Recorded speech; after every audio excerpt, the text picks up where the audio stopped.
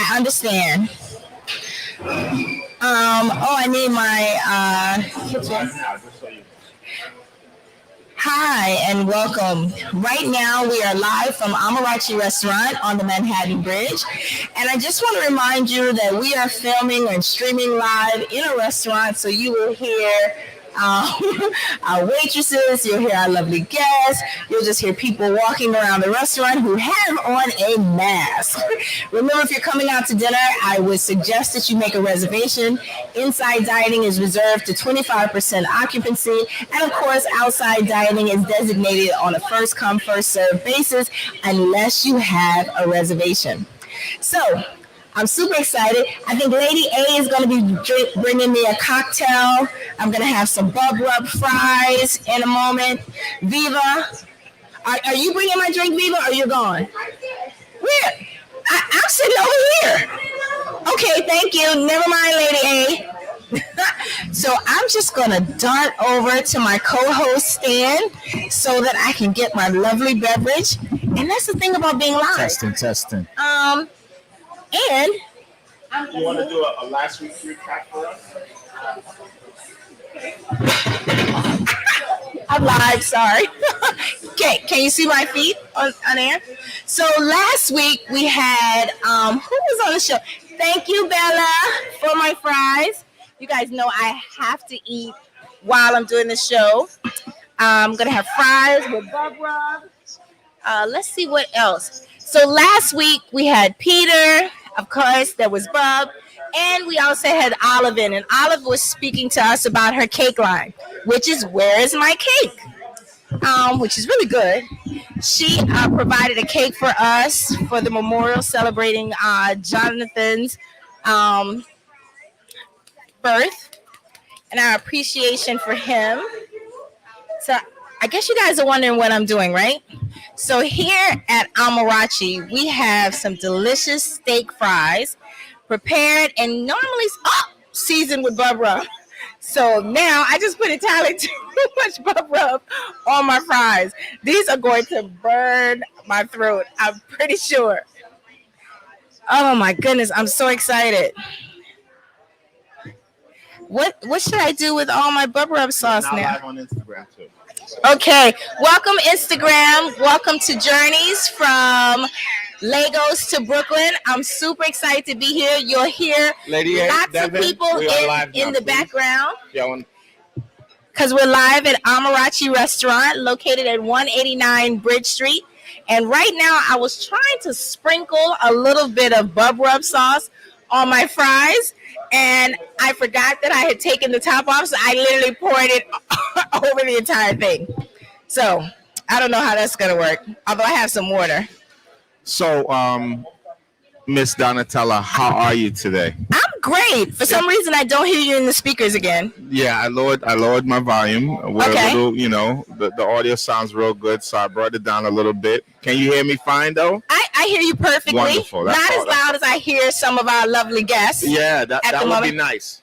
Hi. Hey, guys. Hey. Thank you. Thank you very much. Appreciate it. Thank you. Yeah, thank you. All right. So, going back to SARS. Yeah. Last Saturday, we broadcasted live from Nigeria. We had our friend. Right, with Omo Banky, who was live at the protest. And at this time, it was a very peaceful event. There was no kind of violence at the time going on. And, I mean, things just unraveled terribly quick. I think I even saw some pictures today of showing personnel removing the CCTV cameras. Yeah, they did that before the onslaught started. I mean, this is just so incredibly sad, embarrassing, but in some ways, we're not surprised. That this is going on in Nigeria. We're just not surprised. This is the kind of foolishness that we've been dealing with for so long. I mean, I remember Nigeria in 1982 and 1983, before Shagari came to presidency. And I mean, we had like maybe 10 hours out of the day, 10 to 12. I mean, it was, we had like most of the day. And at that time, we used to think like, wow, just in a couple of years, we're going to be able to have light 24/7, At the time that we had running water, provided by the government coming through the pipes in the house. We lived in Ondo State, so it was like Owena. I think it was Owena Dam, or the water came Owena something, Owena. But anyway, I remember it very vividly, and I remember when the water stopped coming from the dam. I remember when the water authority went defunct, where we didn't have running water coming back anymore, and we had to bore holes. And this is just the kind of deterioration that continued over the years. Talking almost 40 years later now, we are still living the same kind of horrible conditions. Well, I think it's worse because the electricity has to be worse. I mean, 40 years later of human advancement, and we've stayed at best stagnant. Well, I think a lot of that has to do with some of the issues that I understand people are complaining about. Before we go on talking about SARS, I just want to address Christy Love, who is on your Instagram Live, is asking that we turn the cameras because I am sick, because we have it. Christy Love, log on to YouTube, Facebook. Instagram Live is we're very limited in our ability on Instagram. So please bear with us. If you want a better feed, log on to our Facebook at Official Amarachi Studios or YouTube pages. Yes. You'll be able to see myself, Miss Donnatella, and Peter once he comes in. I haven't started playing with the cameras yet because, waiting for Mr. Gordon. Donatella looks way better than me, so we just keep it on her for now. That is not true. You are the star of the show. But going back to what we were speaking about, I think it's really, really scary, the fact that the government turned off the CCTVs right before they turned off the electricity, and then used live ammunition on the youth that were located at the Lekki toll gate on Saturday. After visiting last November, I've kind of established quite a few. Oh, you fixed it? You turned your phone? Awesome. Thank you, Christy. I think, having bonded with people in Nigeria, it's actually become quite frightful to see things happening in real time. Being able to witness men and women lose their life. Yesterday, we were talking about the fact that apparently the youth uncovered a warehouse filled with supplies, COVID-19 supplies. And it's not just COVID. Like, we're talking regular food supplies, like food that people can eat, rice, oodles and noodles, I didn't see that when I saw the video of the COVID-19 warehouse, which is huge when you think of how many people are starving in Nigeria.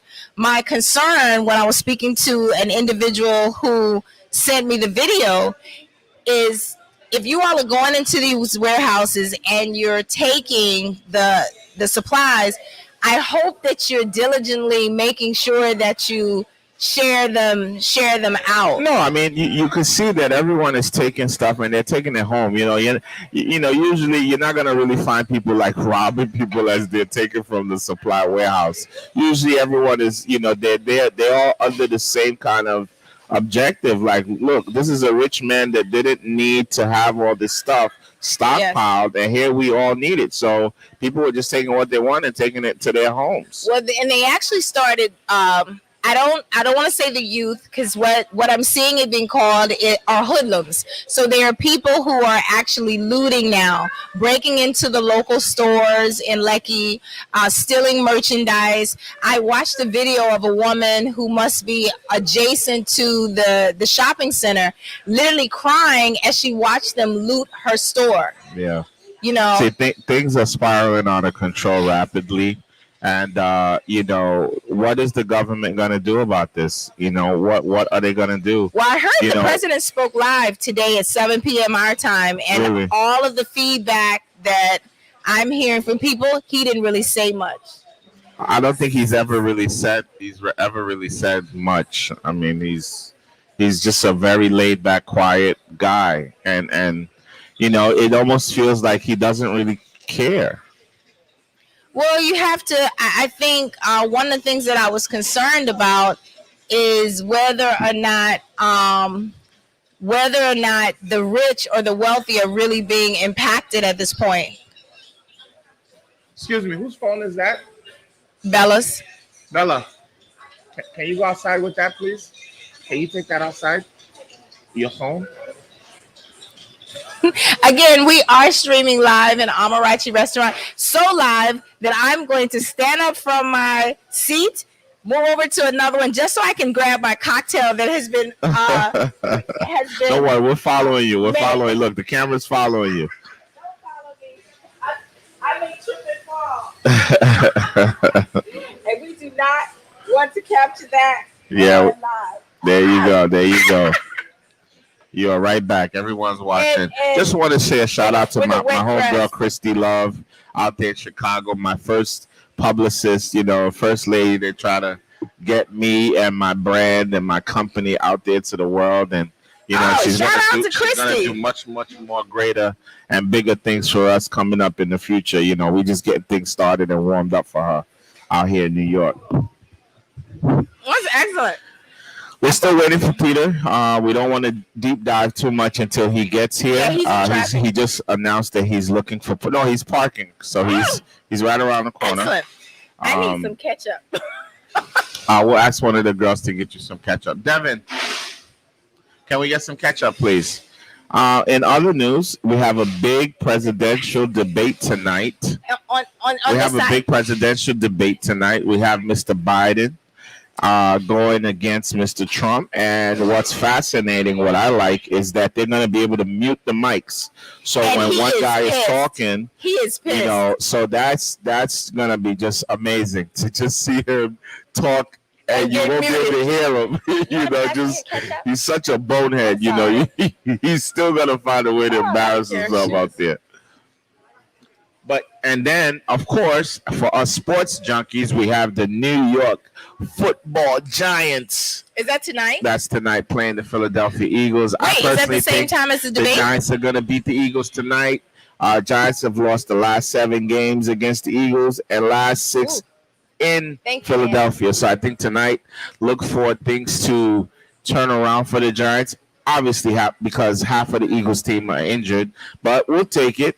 And if they get beat tonight, absolutely shut the lights out on the Giants for this 2020 season. And hopefully better things will happen for them in the future.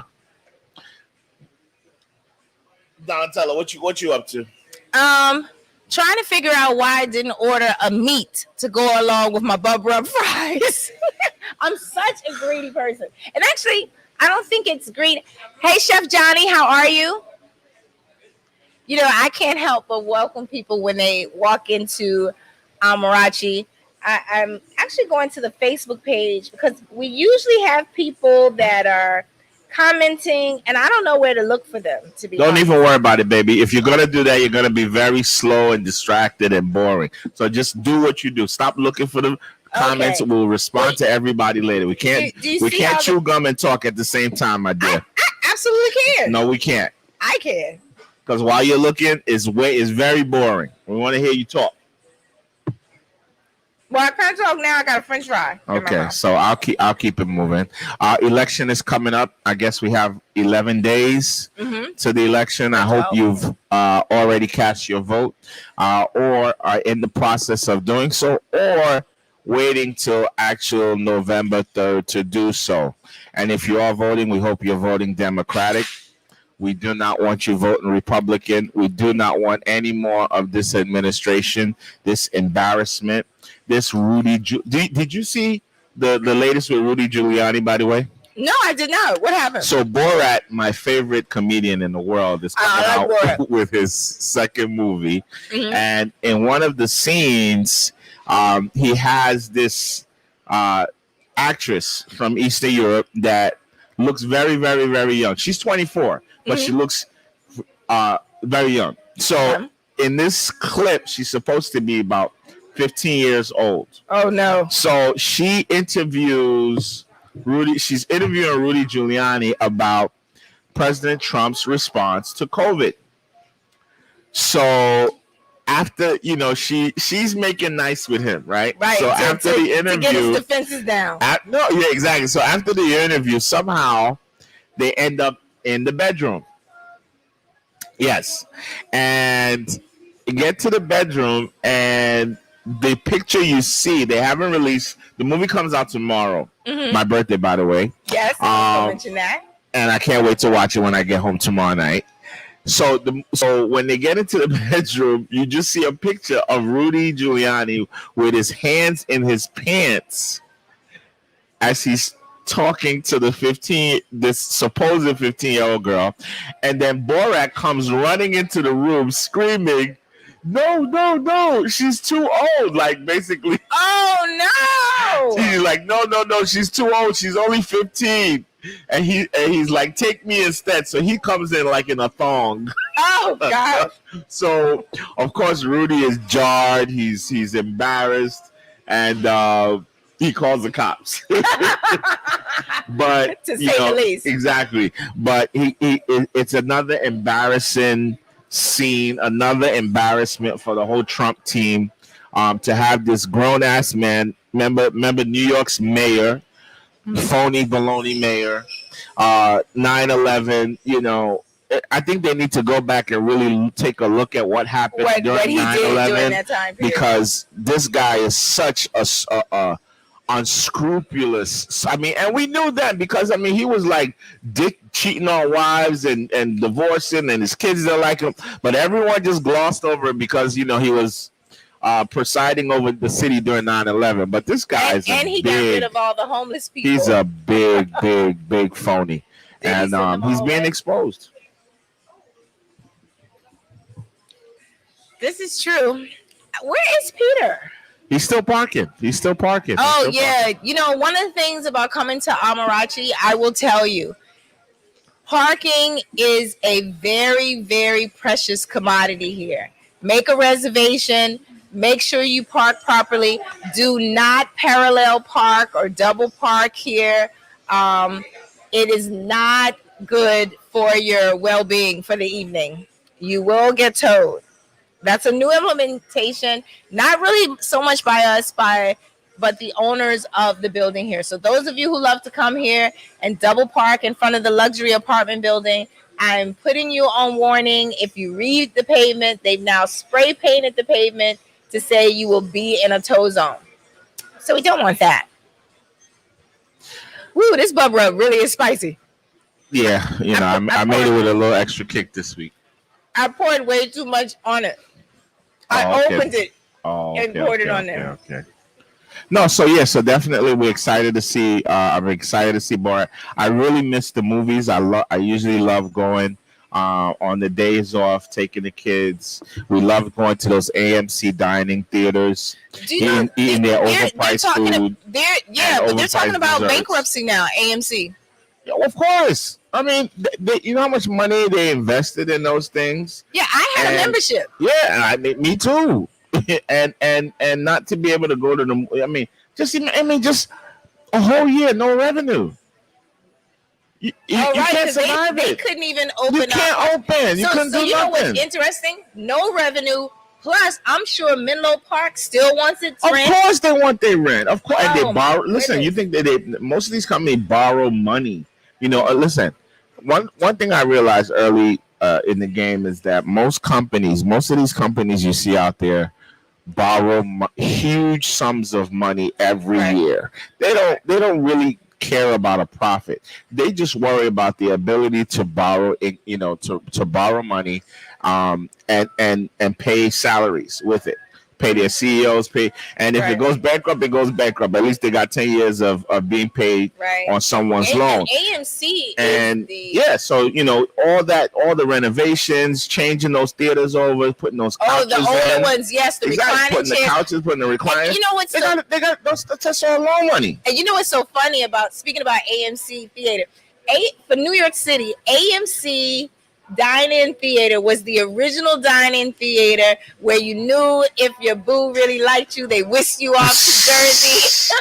See, you always add that single lady element to the show. Where you sat in your little seat, you had a little wine, and social media was kind of big, but those people who were sneaking off to Jersey, they weren't really posting pics. You see people in West Orange and how many times did you sneak to Jersey? Oh, I have a 2-seater. I took myself. Thank you very much. Okay. I took one or two little boos over to the movie theater. I did. Let me ask you, when you go on a date, do you pay? So I don't date as much, but I have taken men out on dinner dates and I've paid.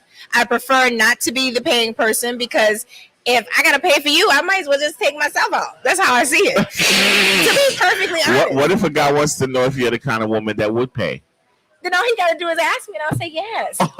but make sure you still pay, right? Make sure you pay that check. I love it. No, but it's I think I'm more unconventional than a lot of my friends.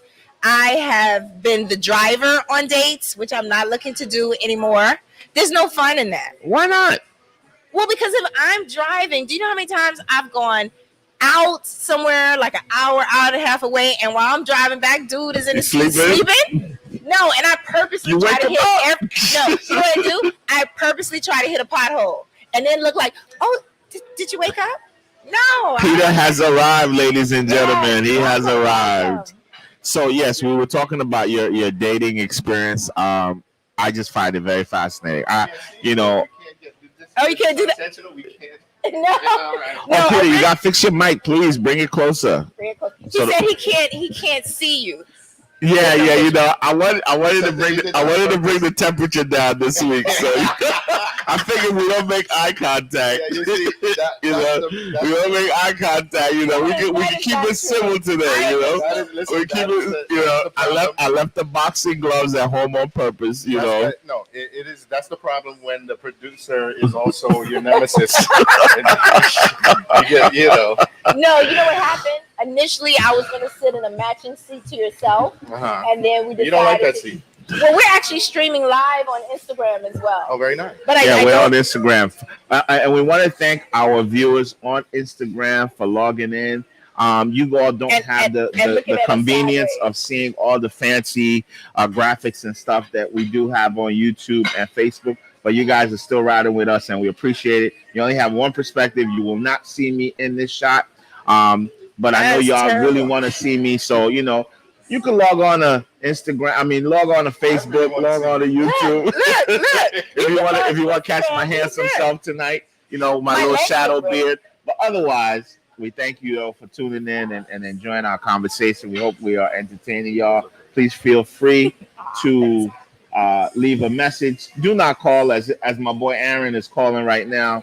Aaron, stop it. I can't take any phone stop calls. It, Aaron. Send a message. Stop it, and Aaron. I will certainly get back to you. But yes, Brother Peter, how was the drive? I heard you were stuck in traffic. Yeah, a lot of traffic today for some reason. It's nice out.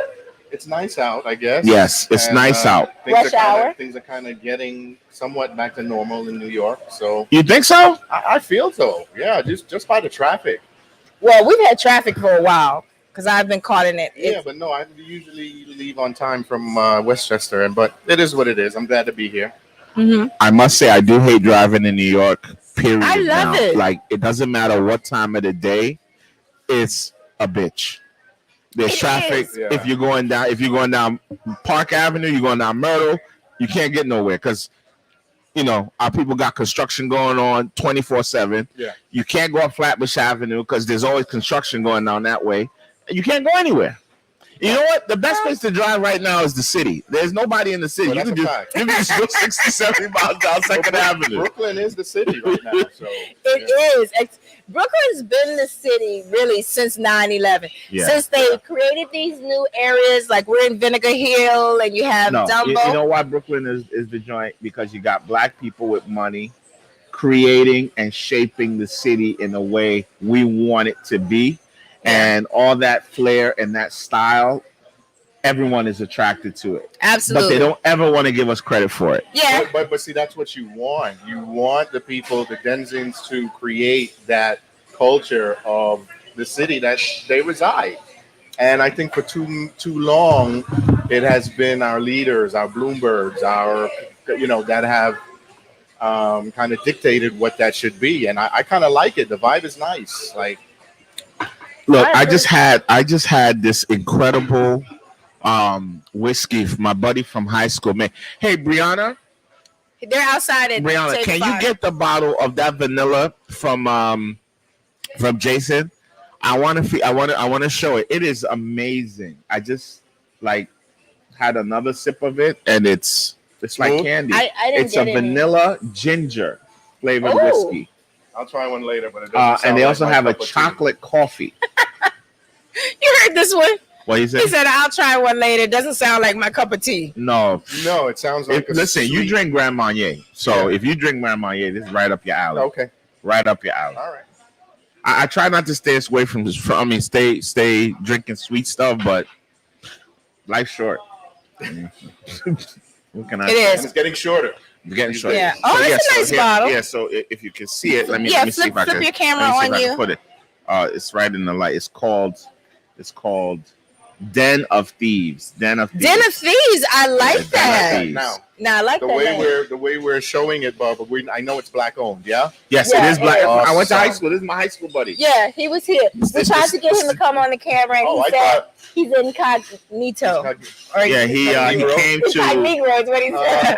I'm gonna order a couple cases from him today. To show my support. I thought he dropped it off. I didn't know he was. No, he's actually here eating and patronizing us. So the only thing to do is patronize him. Absolutely. So yes, it's even though he called Den didn't, of Thieves. If even you though see he didn't give me he told me it's in Brooklyn Moon. If you frequent Brooklyn Moon, owned by Michael. For it. Yes, owned by Michael. What is it, rye, brandy? It's whiskey, just whiskey. Small batch, 80 proof, ginger vanilla flavored whiskey. It's really delicious. Nice. You guys go out there and go get that. Go cop that. Go cop that, as we say. And gift it to me. Thank you. So Peter, what's going on in your world this week, brother? It's just these days. It's not so much I'm busy. It's trying to figure out how to navigate yourself through what's going on with the pandemic, with the elections, with the racial tension, with the fears. It's a lot, and I know that everybody is feeling it on some level right now. And when you look, we talk about Brooklyn. I don't. When I come to the city, then I notice it more. Each time I come down, the homeless are increasing. Yeah. Well, because I think prior to the pandemic, a lot of the homeless were being released from those areas where they were staying because of coronavirus.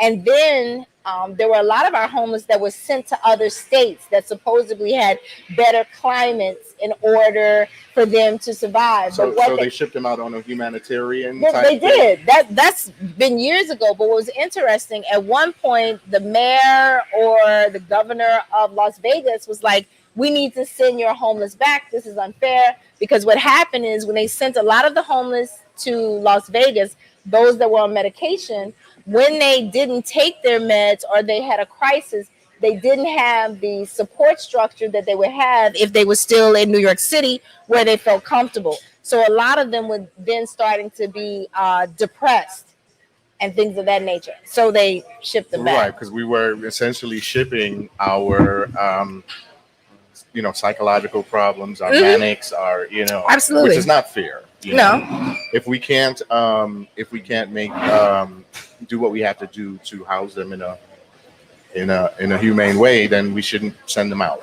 So yeah, and this is the first time I'm looking at you for a long time, and I say you look lovely. I love that color. Thank you, very and nice. It's my support for my Nigerian brothers and sisters to wear green. Very I think. Thank you. Powerful. What's going on with you, Bob? What's up with your world? So, I woke up this morning. Okay, I mean, obviously, we're gonna keep. Peter, don't give me. Listen, thankfully, I came in peace today, Lord. Lord Jesus, I came in peace today, Peter. Don't set me off. But anyhow, we one thing, actually, it's been the theme of my week. And I must say, initially this morning when I got this message, when I got this call, I was a little like, damn, like, yo, I got a lot going on my own end. Like, I don't. What call How did can you I get? add this right now? I'm a land. Okay.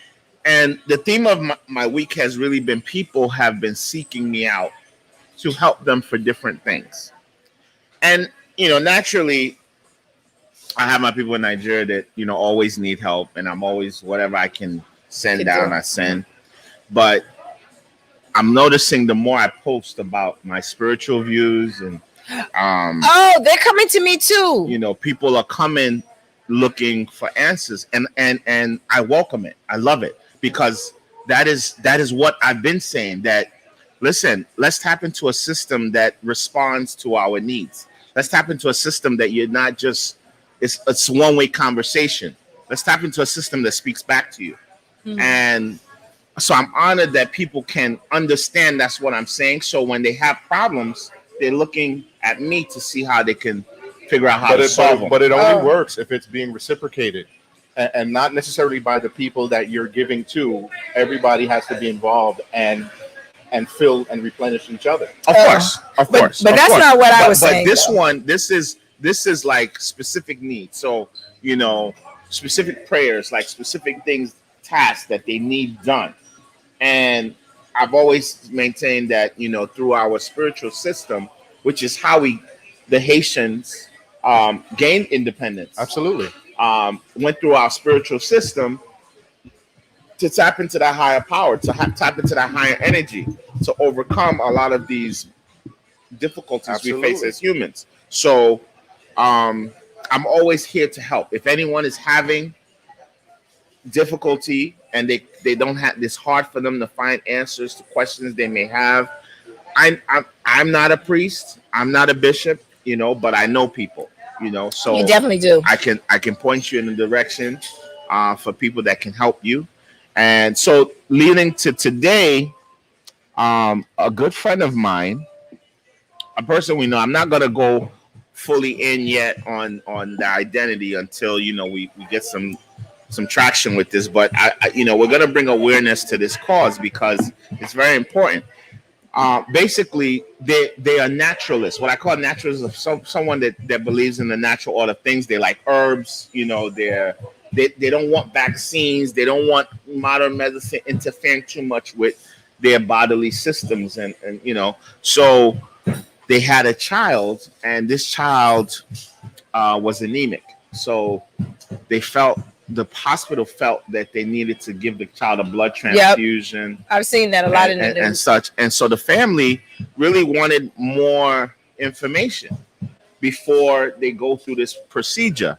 And the hospital was basically screw whatever you think, we're gonna do. And what I find offensive about that is because the Jewish community do what they want, and you're not gonna force your kidding me, your views on that, but a young brother that's trying to live a certain way, they're like, listen, if you don't take what we're gonna do, we're gonna call ACS on you. Yeah, and they did that. Yeah, that's what I've seen happen. And now ACS has got involved and it's taken away their children.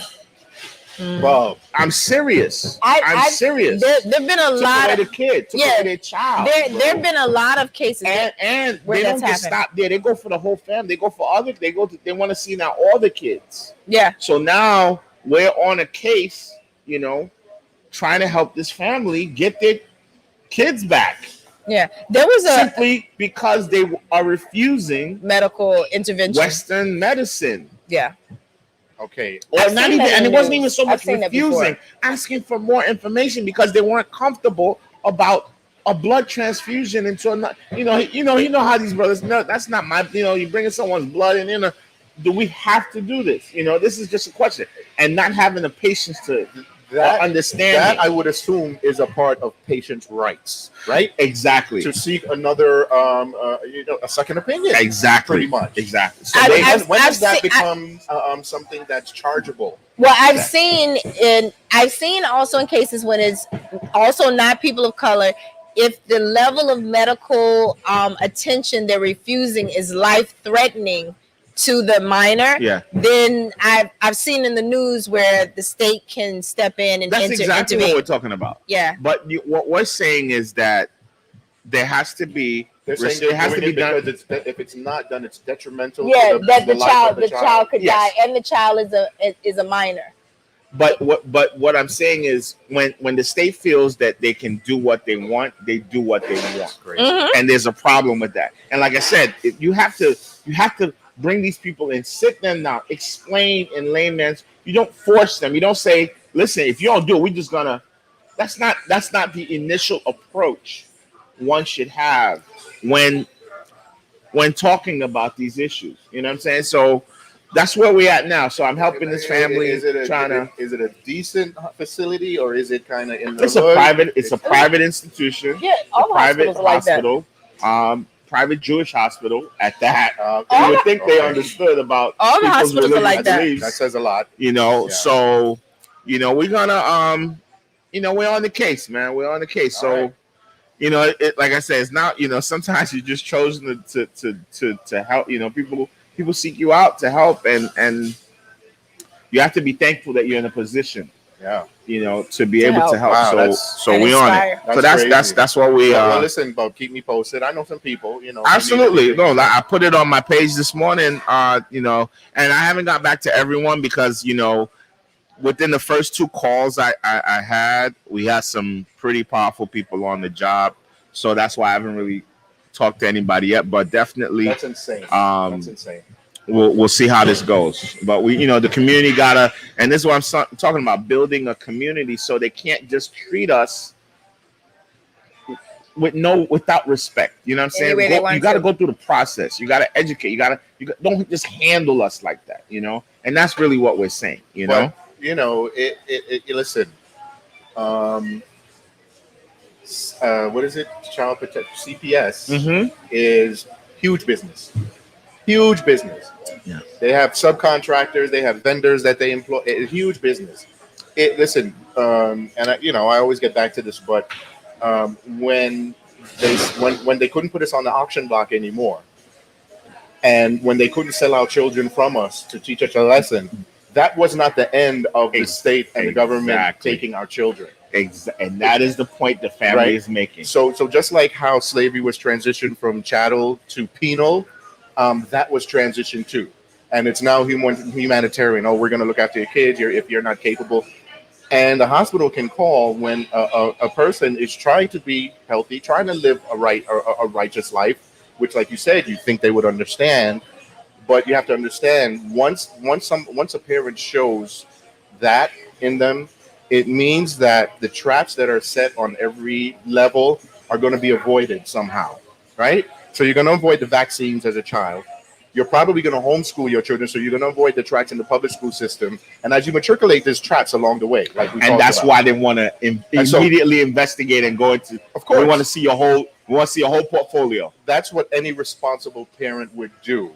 But okay, so listen. To play devil's advocate, a couple years ago, there was a young Black couple that were they were vegan, practicing vegans, and they had a very small child. I think it was a newborn. I don't know if you remember this in Brooklyn.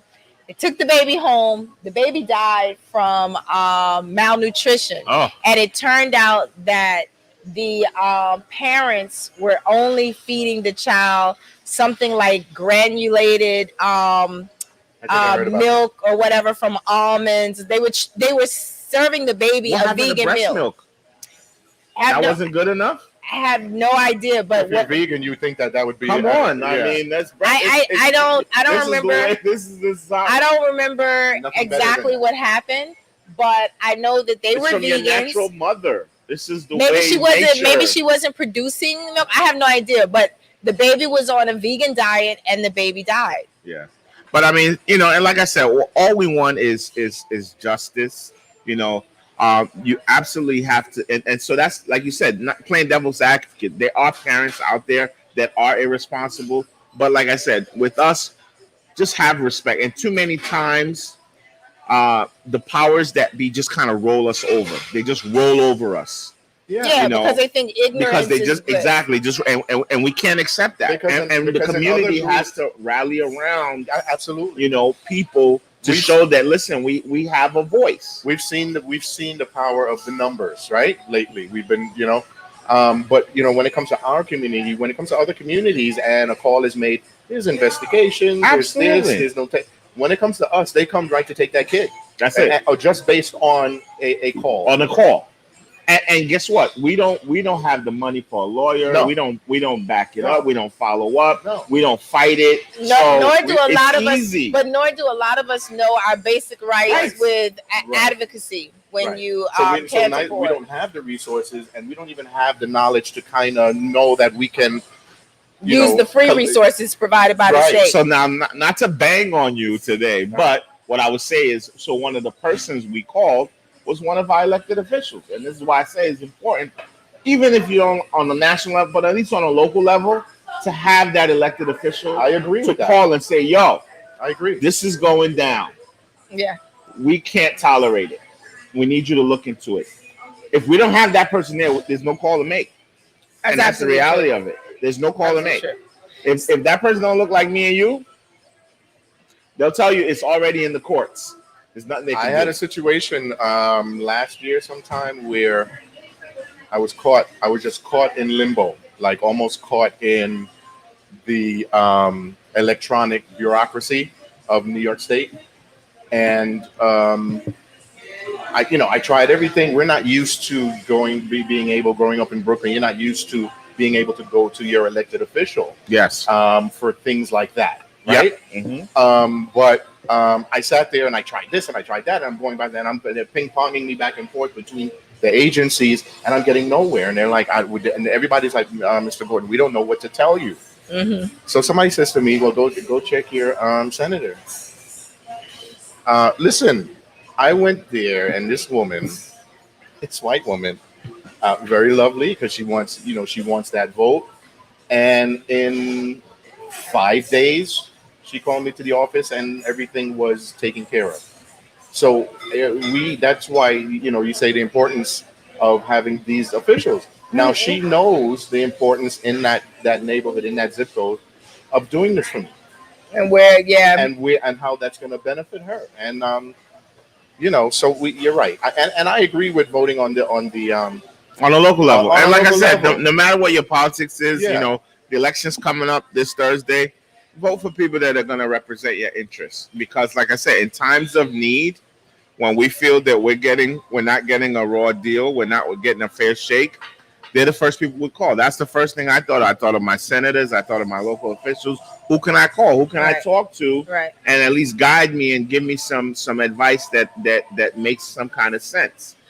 So it's very important we have representation. While we're on the topic of voting, just for a second, I happen to have my absentee ballot with me. And one of the things that I discovered, you've heard all this talk about watch out for your ballot when it comes. I think you need to move your mic. Make sure you can hear me, right? Yeah, we can hear you a little bit. Catch everything. Can you hear me now? Thank you, Peter. I know this is a very important topic, but in speaking about voting, early voting starts this Saturday, which is the 24th? It starts on Monday, actually. No, you can start voting this Saturday. Okay. That's what I heard, Saturday. Yeah, Saturday you can start voting early, and that goes until November 3rd. Until, I think there's a couple days where the early voting stops, and then there's voting on the election day. I think it's like to the 24th to the 28th. Cycle? Did they do this in the last election with the early voting like this? I don't know. This is very early.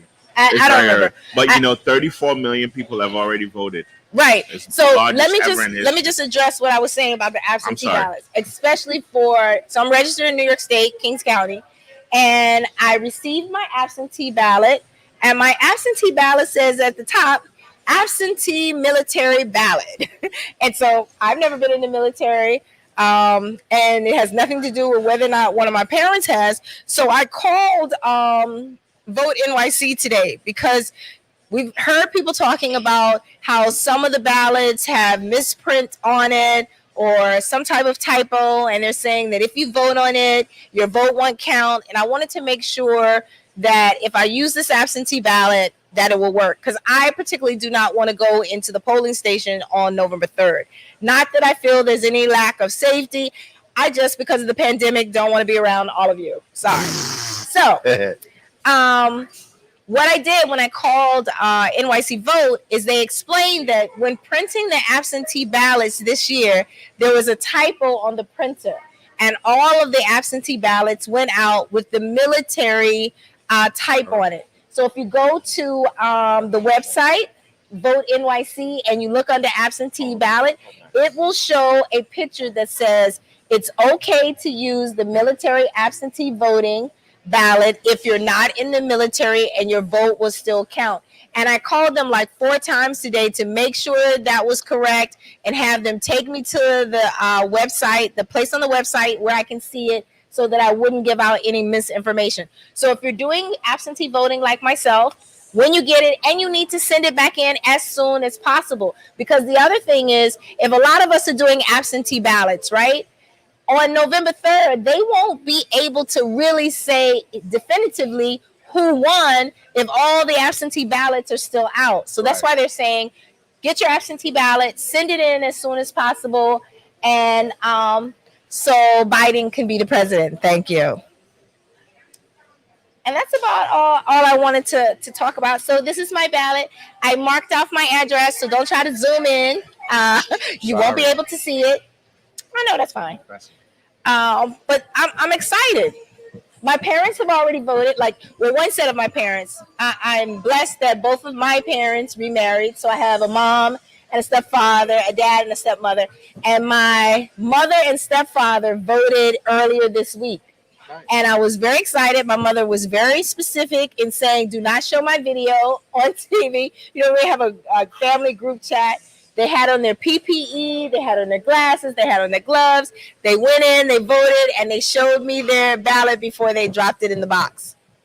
I'm a kind of, and that's in Florida, on the day kind of guy. I like to get up in the morning, and that is just kind of exciting. That energy of the day. And for whatever reason, it's always raining when I go.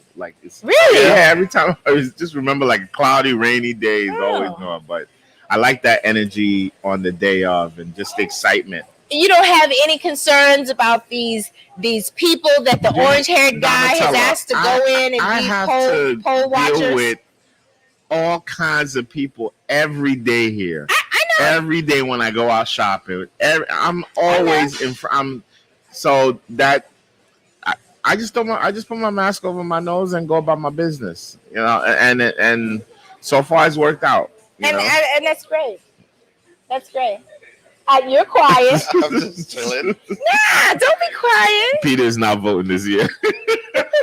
I don't know. He hasn't decided. I don't know. I might just to, I saw my mom today, put her on the plane with my daughter. Oh, nice. And my granddaughter, right? They went to go visit my sister. Oh, nice. And, driving her to the airport, of course. The last time you talked about your mom, I said nice because you say you were waving at her. So obviously now you guys, some proximity here. You got to see her, hug her, touch her, Yeah, well, the hugging wasn't too much because she got on her mask and her gloves, and she's 80-year-old. She ain't messing with my black ass. Good for you, mommy. Mine ain't either. So, one of the reasons why she's going is because she sold her house and she was intending to move down there. Mm-hmm. But then COVID came.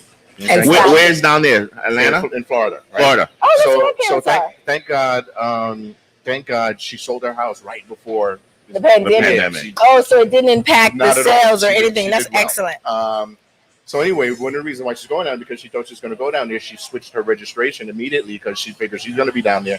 And my mother's like your mother; they don't play when they know they got to do something. They just get it done, right? They get it done. It's annoying, but it gets. This is why we're here because of that, right? Just remind me to make a point after your story. So she says, Pete, make sure you're registered. Call them, make sure. So, we got to get this idiot out of office. Yes, Mom. Push the Democratic vote. So I says, and every time she sees me, when I go check on her, and it's the same thing. Pete, make sure are you going to go? I'm like, yeah, Ma. And I'm like, how do I tell her? You know, she goes, because she'll always ask me, "Are you registered?" She'll never say, "Are you going to vote?" Yeah. Oh, okay. So it's yeah, man, and she feels good, and then until the next time she sees me. So she was on it so much today that I had to say, "Ma," I said, "Okay, I'm probably going to vote, but I can't vote for your guy." And I said, "I'll probably vote for the Green Party, or I'll write my name or my dog's name in." And she didn't understand. And she goes, why? She just goes, why? And I gave her the background about his record, incarceration, and mass. And she goes, Peter, everything with you is black. You everything with you consider black, and you consider your black side, and you infuse yourself with blackness. And from a woman with her background, she sees a problem with that. Now, I didn't get into it because she's 80 years old and you can't win that one. Yeah. But other groups, when you talk to Jews, they're all Jew. When you talk to Koreans, they're all Korean. When you talk to so we have, if I do vote, whatever, if I do vote my conscience, I'm not voting for her and her people. She's 80. I'm voting for my 6-month-old grandson. Voting for the future. I'm voting for my future. Yes, I'm going to consider how he feels about this, the seniors, of course.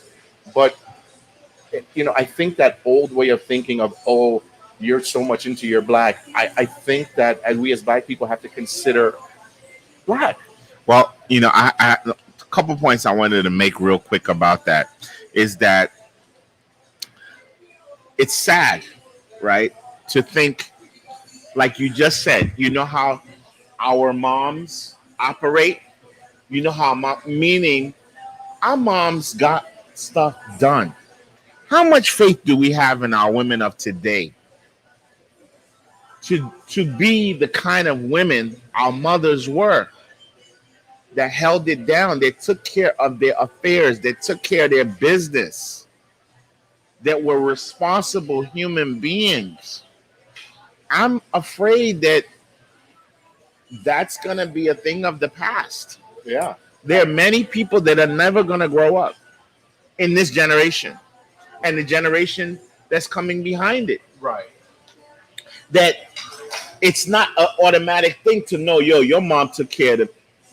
It's like your mom. Your mom took care of her business. Right. But don't you think that's a reflection of what the black man is giving her? Like a woman is especially a black woman, as we're talking, is a wonderful thing. Whatever you give her, she will multiply. Mm-hmm. Right. Or whatever you don't give her, or protect, right? They have been, if they're slacking now, because they have been the keepers of this race for the last 400 years. They have had to. And so when I hear a lot of brothers say, well, I don't date black women because they're bitter, they're angry, they're this, they don't do this, and they have a right to be a little bitter after all this time sustaining the race.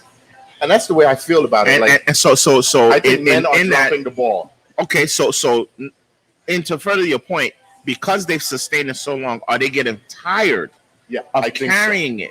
And we're now seeing the leaks in the cracks because of them carrying it for so long without adequate support from the black man. Well, right. And it's a byproduct of the black man being incarcerated for so long, to being turned on to this alternate lifestyle agenda, being on drugs, being all the things that were set upon the black man. After all this time, now it's coming to a point of degeneracy where the black woman just can't hold it down like that any longer. I would beg to differ as a black woman. Let's do it. We're talking about you, baby. Yeah. Well, I'm just sitting here listening. I know. That's the way for you. I think it depends. There definitely are some women, like there are some men who are doing excellent jobs at being men in their community. There are women who are not setting the best standard based on whatever it is they've chosen to do with their life. But do I think that the black woman is like, oh, I can't handle this anymore because the black man isn't doing this? No, because we as black women are taught that we may have to stand alone. It's that whole adage, behind every successful black man is a strong black woman. So I kind of disagree. Well, I'm talking about, you're talking about, no, women aren't admitting that they can, and I don't see anybody falling by the wayside, oh, I can't do it. But I'm saying as a social dynamic, repetitive over a certain amount of time, that listen, a nation or people cannot thrive if she is the head of household in most of the households, in the majority of households. Black women are more educated in comparison to black men. That's now. not what I'm saying, Donatella. I know you're a little touchy on that subject, but I'm not being touchy. No, but listen to what I'm saying first. No, I don't need to listen. See, I heard no. Like on a touchy shit. No, I'm not. You made your point. No, I didn't make my point. You made your point before I started speaking. No, I didn't. I was in the middle of. I'm gonna play peacemaker today. My point was. I forgot my point. Okay, so it wasn't relevant. Okay, what's your point, Donatella? No, you made a comment about black women and black men. Bob made a comment. Quiet. Okay, but this is your thing. Donatella, I want to know your take. I want to know your take. I was giving it. I want to know your take. Peter, give her a chance. I want to hear her take. I'm gonna let her land. I already landed. No, I want to hear. Woman, I told you, I did. Okay, so you didn't need to address me again. All right. Because your point to me was what I am discussing, my feeling as a black woman. Can I ask you a question as a black woman? So let me. It was both of you. No. So let me ask a question. Personal again. No, I'm just speaking as a black woman. Okay. Let me ask you a question. Donatella. Yeah. Is the burden too great to carry for you as a black woman right now? Are you getting enough help from the black man? Well, as a single black woman, I would have to say that. Hold on, Peter. Okay. Hold on, Peter. Can you answer as a black woman? Peter, hold on. I didn't think so. Right. So your question again was directed to me, no? Yes. Okay. So now, mind you, we're talking hypotheticals. Well, we're being very general. I just want to make that. But whether you're being general or not, no, I want you to answer. But I can only answer as a black woman. Yes. Right. So I think the problem is with myself and the women that I know who are doing it alone. We are tired of doing it alone. Okay. But is it too heavy? There's no such thing, because if we don't do it, it doesn't get done. Right. So I have quite a few black female friends that are the mother, the father, in their families. They're raising kids by themselves. Donatella, speak to us black men right now. Black men that are single. What do you want from us? You know what? I don't even know anymore, because depending on what we're talking about, it changes. I think my 20-something self wanted a black man as a leader, a provider, someone I could trust in. Why wouldn't you want that now? For two reasons. One, I don't think it exists overall. And I think in those individuals that it does exist, they're either too young for me, or they're already married, or they've been young, been married, and now they just don't want to help anybody else because they've done their share.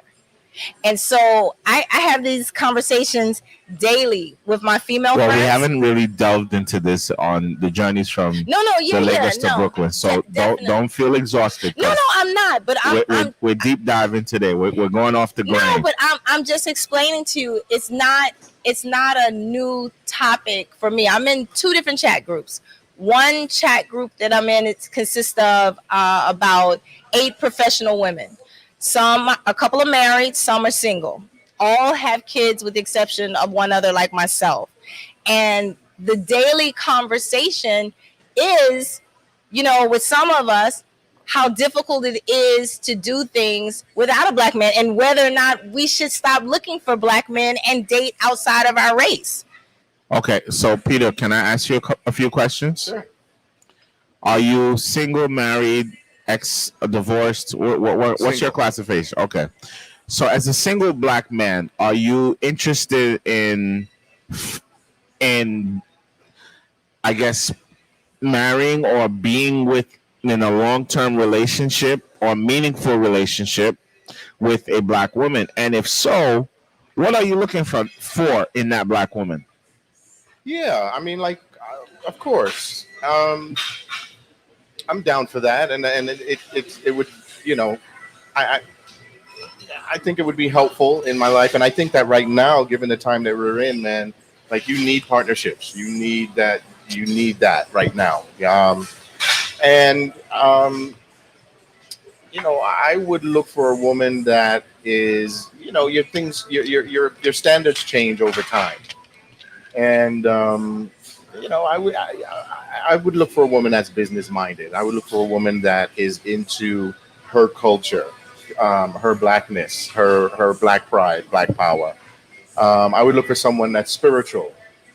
I would look for someone that is business. We go out there and is not afraid to go, get that bag, even if it means, whatever it has to do, of course, within reason. But a partnership. Someone that can put up with my bullshit. Because as you guys, I can tell from Donnatella's face, I'm not easy to deal Yeah, with. I don't think you and Donatella would make a good No, match. you know what? You know what? No, no. We are both Aries. We're kind of like the same Yeah. same person, Yeah. personality wise. So I have a. Well, that's one of the reasons. But yeah, that's Yeah. a big one. But for me, and I don't want it to be. I don't. You want know it what? to That's get- a good question, though. I don't know if people could chime in or with the comments. Have you dated people that are your same sign, and have you had success dating them? That's a really good point that you. I mean, listen, No. astrology and all that. It's all fun and games, but I'm just curious. I've dated a few Scorpio women, and No, but there's only it's a been few, challenging, but it's fun. But it's different. Well, there's only a few signs that. And I think, and you see, with the Scorpios, I think a male Scorpio and a female Scorpio are very different. So, Well, Really? from my perspective, Really? yes, I yes, don't- there's I no don't- different. I don't but there's know. only a few signs that can actually pull that off. Two of the same signs that Yeah, actually. that's what I'm saying. Like, Only a few Is it signs. 2 week signs? Well, let's not call him that, but Aries is definitely not one of them. Well, you know what? So I will be transparent enough to say I once dated an Aries who has the exact same birthday as myself, and that's weird. and you know what? Did We're y'all like- celebrate a birthday together? We did a couple times actually. We had the exact same birthday. Happy birthday, That's babe! weird. Happy birthday! Shut up. That's crazy. We celebrated the birthdays together after we stopped dating. Hello. That's It hilarious. must be a riot at Cheesecake Factory on that day. Exactly. Yeah. But what's so funny is I really liked him, but he would not date me because he said, I know who I am and you have the same birthday, so that means you're the same person. Wow. That's exactly it. To this day, it's the running joke that we have that he's like, nah, I know who I am, so I know who you are. Yeah. Right? Then I once was very good friends with someone who's an Aries, an April Aries, and I am partial to believing that April Aries, the men, are crazy. April Aries are significantly different than March Aries. They are bananas. I agree. And that person has literally stalked me for 6 years. Yeah, well, that's what you get for dating an April Aries. He's That's something I don't think I would do. I don't know. Sorry, ladies. So Instagram has ended my live feed. So Instagram's live feed typically What? ends after 59 minutes. Yeah, so we're gonna go back live shortly. I'm just On gonna, IG. I'm just gonna. But Set, meanwhile, we're still live with you guys. yeah. Don't forget, we're at Amarachi, Manhattan Bridge. You're hearing a little bit of noise coming from the kitchen. The wait staff serving drinks. There are people that are doing inside dining. We are socially distanced away. And here's a young man with the whiskey that did not give me any, but I heard that it's very good. Good job, brother. He's camera shy. Once again, It's Den of Thieves. We're showing it to you now on our Den of Thieves. Cop that. Den of Thieves. Go cop Make that. sure you get some, even though he did not make sure I had any. Yes, give me some whiskey. I got a lot of drink. I got a lot of I'm not. drinks over I'm not. By the way, I'm not drinking at all. Even though tomorrow's my birthday, I've only had one sip. here. Yes. I'm gonna have another one. So why aren't you on camera again? What's going He on up here? is. So on our YouTube and our Facebook, he is showing his appearance. Okay. On Instagram, they're just looking at the two of us. Okay. And I've got to be careful with how I sit because when you're tall and thin, your long legs kind of look like olive oil. Well, I'm looking at your legs on the monitor, and they look great. So do Yay! your thing. we got to listen. We only got, a handful of you, so we got to throw everything at them, the legs, the feet, the toes. Oh, luckily You're trying, I got you're a trying. pedicure. Luckily, I got a pedicure 2 days ago, or it would not be nice in these sandals. You see, the folks on Facebook and YouTube can't see your legs. Oh, But the Instagrammers can see y'all are your missing. legs. So you're on IG. Okay. So I think people should just log on multiple platforms. Put your TV on YouTube and put your phone on Instagram. Absolutely. And doubly support this amazing experience. I just feel good today, man. I'm just in a good mood. Maybe it's because my birthday's tomorrow. I don't know. Well, it's that, and you're like you said, you're giving, you're lending energy. You're giving off energy. You're creating energy. You're getting people to rally on this cause. Yes. That is empowering. Yeah. I don't know if I told you guys, but I was on CNBC. Donnatella helped me out with that. We did a wonderful shoot yesterday. They were here. Yeah. CNBC came in. I got to do my favorite thing. I chefed it up for Donnatella a little something. Everything went okay on this. Oh yes. We ain't had no gummies today. No gummies yesterday. But I hope they share with us when they're gonna show it. Yeah. I hope I didn't stutter too much. No, you did great. I think and to be quite honest, this is why I do this. Like, I feel we're prepping ourselves for something greater. Yeah. And every day we get in front of this mic, I feel we're getting better. I feel we're getting more comfortable doing what we do. Our audio is getting better. It's just and listen. In this year, look, we did News 12 a couple weeks ago. We got CNBC. CNN is right around the corner. Yeah. MSNBC. Look, as I said before, folks. Because of the times that we're in, and because of where I see I know you guys don't necessarily agree with, but the way where I see things are heading, I believe that we are, and I say we Black people are moving forward to that elusive liberation, right? And if you believe that, then you believe that voices amongst our people are going to emerge. Oh, absolutely. Because people are looking for leadership, especially in this time. Yes. Right? And naturally, organically, people are going to. I mean, you look at YouTube, you look at Facebook, bro. I mean, we talked about this before. There are some folks, some Black brothers, who you would look at and just assume that they got nothing going on. Their head is, and they are on YouTube and they are spitting facts. They are doing their research, and and sometimes even when they speak, you can see that they're being filled by their ancestors. Yeah. Right. And so they're emerging. We are emerging at this pivotal time. And so what I think you're feeling good about is people are coming to you and they're asking, and that's a natural progression of what we're building. Yes. Yeah. And I feel good too. Yes. I think I love, and to be honest with you, like, people come up to me and say, "Hey, man, they might not watch the whole 2 hours, but people are aware of what we're doing, and they support it. They like it. They may not log in for a long period. We're in a tough spot. The drive home hour. People drive. People cooking dinner." But people are paying attention, and we're committed to it. We don't know how long we can do it, but we're gonna keep doing it. I think I quit the show every 2 weeks. Fantastic. You do. I quit the show every 2 weeks, but you guys are like, listen. You guys are like crap. Donatella will not let you go, bro. You're not going anywhere. He's blaming you. Donatella will not let you.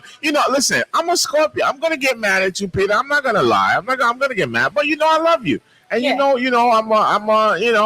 you want to, you quit, you come back, I'm all with it. You know what I'm saying? I like all with the whining and begging on the phone for me to come back. So I just I even told her, I said, Don, will you quit? Glad you put that out there. It's so interesting. A girlfriend of mine today called me. We're talking about Maryland, and she said, "Hey, you know what? She's not on any social media at all, period." And she said to me, "Donatella, I watched your your show, and I shared it with two of our friends who didn't know that you had a show, and she said I intended to only watch a little bit. She watched episode 2 with Really? Chef Okay. Mala. And she said she only intended to watch a couple of moments, but she ended up watching the entire 2 hours. She said that's how engaged. She was like, "You're gonna be the next Wendy Williams." I was like, "No, I don't want to be." Yes. Well, one thing I was checking when we had the monitor here, Yeah. right? I was paying attention to the numbers and the logistics of the numbers, and I think that people have longevity in staying. They want to see more, and even if we have conflicting views, Yeah. I saw people kind of hanging out. No, and they were. at a certain point, you saw it kind of, you know what I mean? Yeah. So it was an interesting. Plus, I think with that one disadvantage we're doing to ourselves is we're not promoting. And that week we did promote actually, and she and she also promoted herself. And I know what we're trying to do is perfect our craft before we try to put it all out there, because we didn't promote today at all. The reality is we all got jobs and we all still got to pay our bills. So, you know. Yeah, but I disagree with when are we knowing who we are as professionals, and when are we all going to feel that we have come to the point where I'm ready.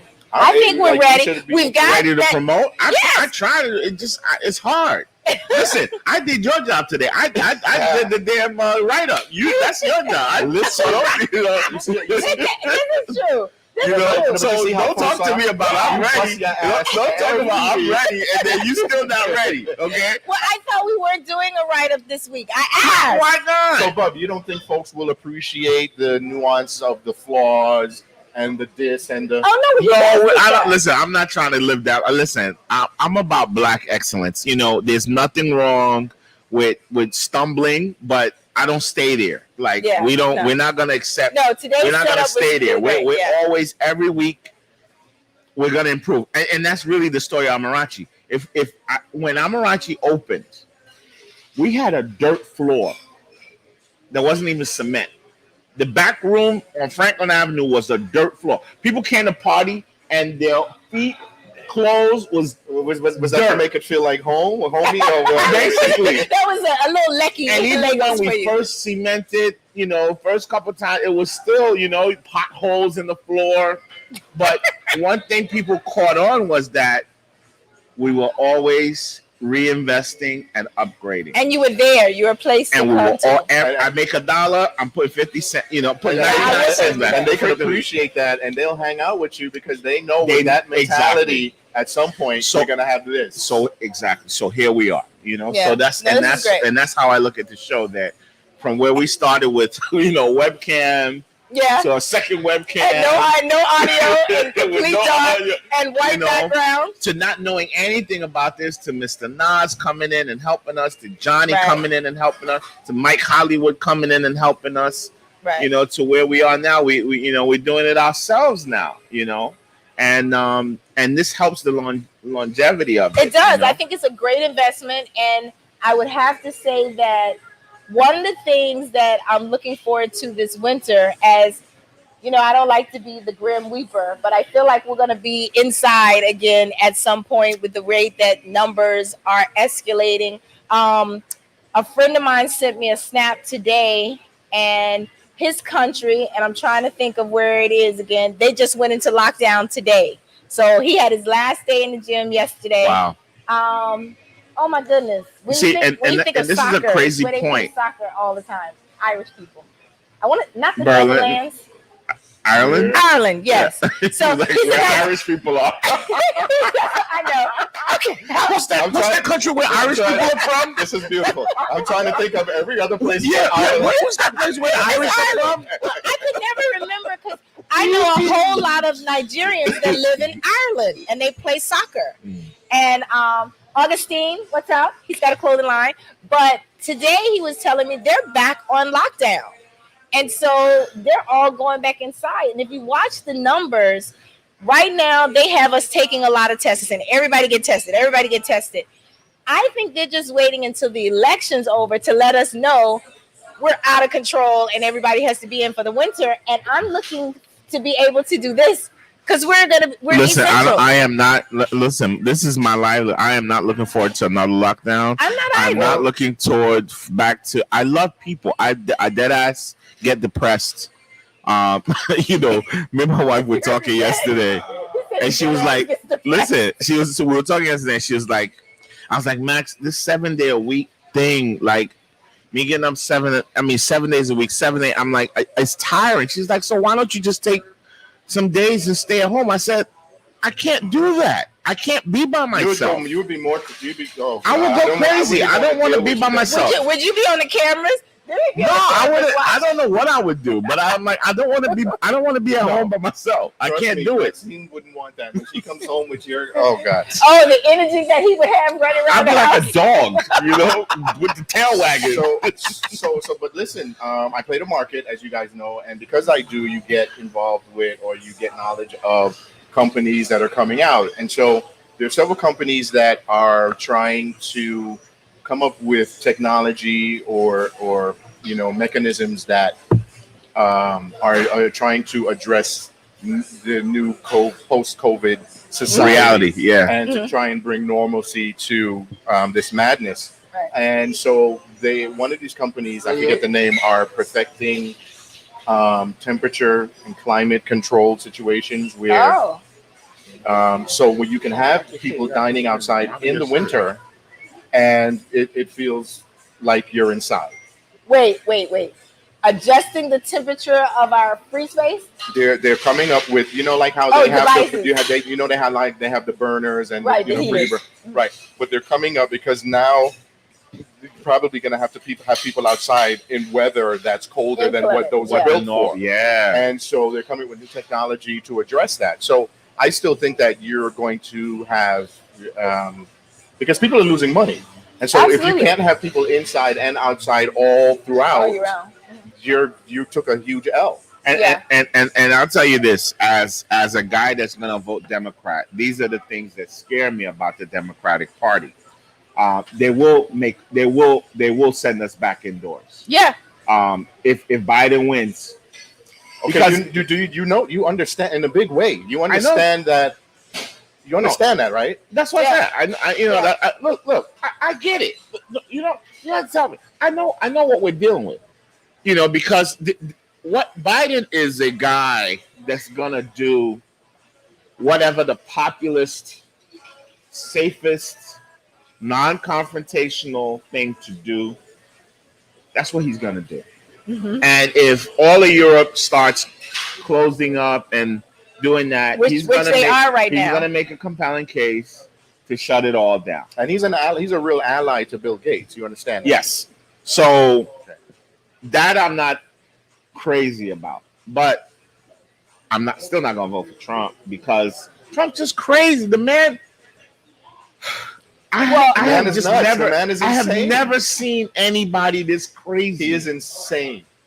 Well, did you hear his comment when about he was in Pennsylvania? When he was like, yo, I wouldn't even be here. He's like, I'm only here because I'm having a hard time.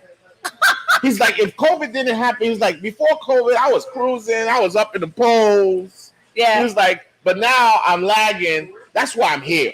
I mean, he's telling them to their face. But do you notice that? And this is one thing that is he a madman? Absolutely. Is he unintelligent? 100%. But one thing he's brilliant at when he has his rallies. Do you see the strategic use of Air Force One? Oh, listen. The man. No. Don't just jump on just because I'm saying something. No, it's not even the strategic. I'm saying marketing is and his way of being a showman, a circus barker. But that's all he is. Peter, Trump is a New Yorker, right? Like I said, this is a guy. We are familiar with this guy. We know this guy. We knew who he was. We know, and we know how he gets down. This is New York. After work Wall Street, that's the guy over there in the corner with his blazer on, sipping $300, cognac, Coke residue, pointing around the room. Oh my He's goodness. a showman. He wants everyone to know he's the richest guy in town. He's gonna send drinks to that table. This is who he's a New York gangster, for no better term. I would like to see how he does tonight because he's already said, he's upset, disappointed in the debate that's going to happen tonight, and how we've gone and we've altered things. Are they going to be the same stage, or is this another stage? Another narrator. But the part that's what's going to be interesting is every time he tries to jump in outside of his 2 minutes, his mic is going to be muted. So you're going to see his mouth going like this. He's going to be making a lot of expressions. Did you do that to me last week or something like that? No. Listen, you walked up. I didn't mute your mic. What do you think is going to happen? I think we're in the final stretch. Biden is going to cruise. It's Biden's, like I said, it's his win to lose. He's not. Yes. I give him more credit. I thought he was going to be worse than he actually is. He still has his faculties. He can close. All he has to do is close. But you understand they're intentionally keeping, like, it's difficult, just because of the ignorance of the masses. Mm-hmm. When you have Trump all day, CNN, NBC, and then you only see Biden sporadically, which they're doing that strategically, that can be a problem for you guys. Well, I don't think we know it's a problem because but I don't think he has low coverage as he did before. He's out. He had Obama campaigning in Philadelphia all night last night in the mobile campaign. The problem is this: Trump ain't winning no new voters. Okay, it don't matter how many hours he's on TV. The people gonna vote for him already knew they were gonna vote for him. Right. The people that know they're not gonna vote for him. There's nothing he can say. You could show him 24/7. That's on CNN. That's pretty much true. Yeah, that's pretty much true. Yeah. But it energizes his base to see him. Right. And he's trying all the same things that he did against Hillary. The problem is Hillary had built-in hatred that Trump capitalized on. The average white man hated Hillary Clinton, period. Right. They didn't rock with her. The average black man had nothing in common with Hillary Clinton. That whole ticket, Hillary and Tom Kaine it was completely, when I say they didn't even care about our vote. They didn't even care about what we thought. It was so devoid of, let's just do what we do. And that's why they paid the price. And that's why it was so important for Biden to pick Kamala, because you can't do us like that again, because you will lose again. Because even if the black men are tuned out, you got the black women. You see, and the black women are going to come out and support the vice president nomination. The black women are going to come out 90%, 95% for Biden. Black men, like this, like that. You got all the older black men are gonna go Biden. A lot of the younger black men. This is the funny part. A lot of the younger black men who would vote for Trump are just gonna end up not voting. Period. They're not actually gonna go. They talk all this shit on social media. Think so? Trust me. They'll talk all these guys that support 50 Cent and his ideas and Ice Cube. These guys are not going to go wait on the poll to go wait to cast their vote for 6 hours. They're not gonna go wait on the line. Trust me. I don't know. I think they're not that passionate about voting for Trump. They may agree with him. Maybe not 50 Cent's followers. No, they just not. They may agree or support him or not condemn him, but these guys are not going to get online and go vote Republican. It's not going to happen. Isn't that a problem with the system? I'm not talking about Trump. I'm not talking about Biden. That's a problem with the system, that our young black men who are being most affected by the ills of society, that they're not encouraged to change it. That has to change. That's what I'm talking about. Now, with let's take a person like Ice Cube. Yeah, I believe that he's being fair and equitable, and I believe that he wants to leverage our vote, the power of the black vote against our best deal for either one of them. Yes. And I just don't see why people are against that. Okay, because this is this is something that we should have been doing. Because, and this is what what every other group does. That is the point I was going to make. Start January 22nd, 2021 with this new party that Diddy's talking about. With this new party start this new party the first day of the new cycle, right? And have 4 years to grow this party. Don't drop it on us 3 months going into the damn election. You want people to vote on an unknown. Don't start it. Give us 4 years of building. Let us get some candidates. So I saw let us win some. Put it like this, right? Let's say you start this Green Party, right? And you actually get some guys in Congress in that midterm. You get some guy, get a couple of guys. People start taking you seriously. But you know the Green Party. I'm sorry. Okay. The Green Party is actually sending texts. So I got a text the other night about voting for somebody I had never heard of in my life. Trying to see if I can find it, and I was like, first of all, who is this? And I got a lot of texts from Democrats. It wasn't Biden. It's the Green Party. That I didn't get any Green Party. I got a lot of. I got a lot of too. Women vote. Biden. But before you find that, to your point, Bob. Yeah. I probably believe. What was your point? The point is that we need another party, right? And we will get support for that other party.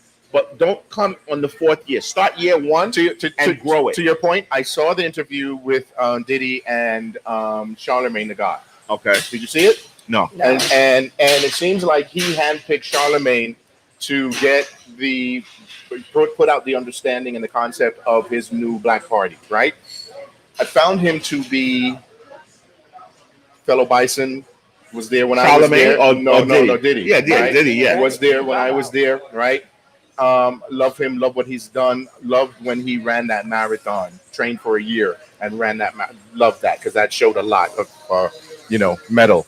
But I found him to be disingenuous about his passion for this when he's coming out 2 weeks before the election. Exactly. Is he running for party? And that tells me that you're not willing to put in the work. But it seems like you're being self-serving on some level, and there's no room for that. There's no room for that. And here's another thing I learned about Ice Cube is that his partner in the Big Three my brother told me last night is what's his name, Steve Bannon's partner. Yeah, my brother told me. My brother told me last night that his business partner is actually connected to Bush. Breitbart. Yeah. No, but they dragged him for that because Breitbart has a connection with Bannon. Bannon has a connection to Trump. And a lot of they've dragged him for that on social media. And these are people that just hate us. These are people that hate us. These are people that call us baboons, monkeys. But when it comes to that green, and they all see green in us, but when it comes to that green, and you can that's why he built the Big Three, right? When you can now, that's huge. That is going to be. So far, he hasn't really gotten the traction that I thought with that. You know what we're talking about with the Big Three? Absolutely. I don't. It's like a basketball league. It's almost like a professional basketball league, but it's only 3-on-3 half court. Oh, okay. And he's getting a lot of retired, still in shape. Who? Ice Cube. Okay. He's not just retired, but guys that are forced out of the league. Wasn't that when Kobe died? Wasn't there a big thing about the conspiracy because he was also starting a basketball league at the same time? I didn't hear about Kobe starting a league. Yeah, apparently Kobe was starting a league outside of the U.S.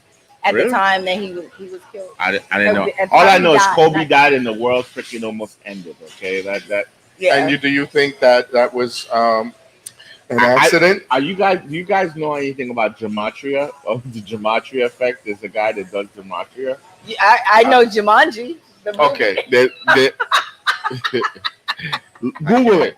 Gematria. GEME. I've heard of it. TRI. What is it? Gematria? So there's a guy out there on the internet that correlates. It's all numbers. Mm-hmm. He uses numbers to decode and decipher events that happen to show. Basically, is like the Illuminati. Yeah.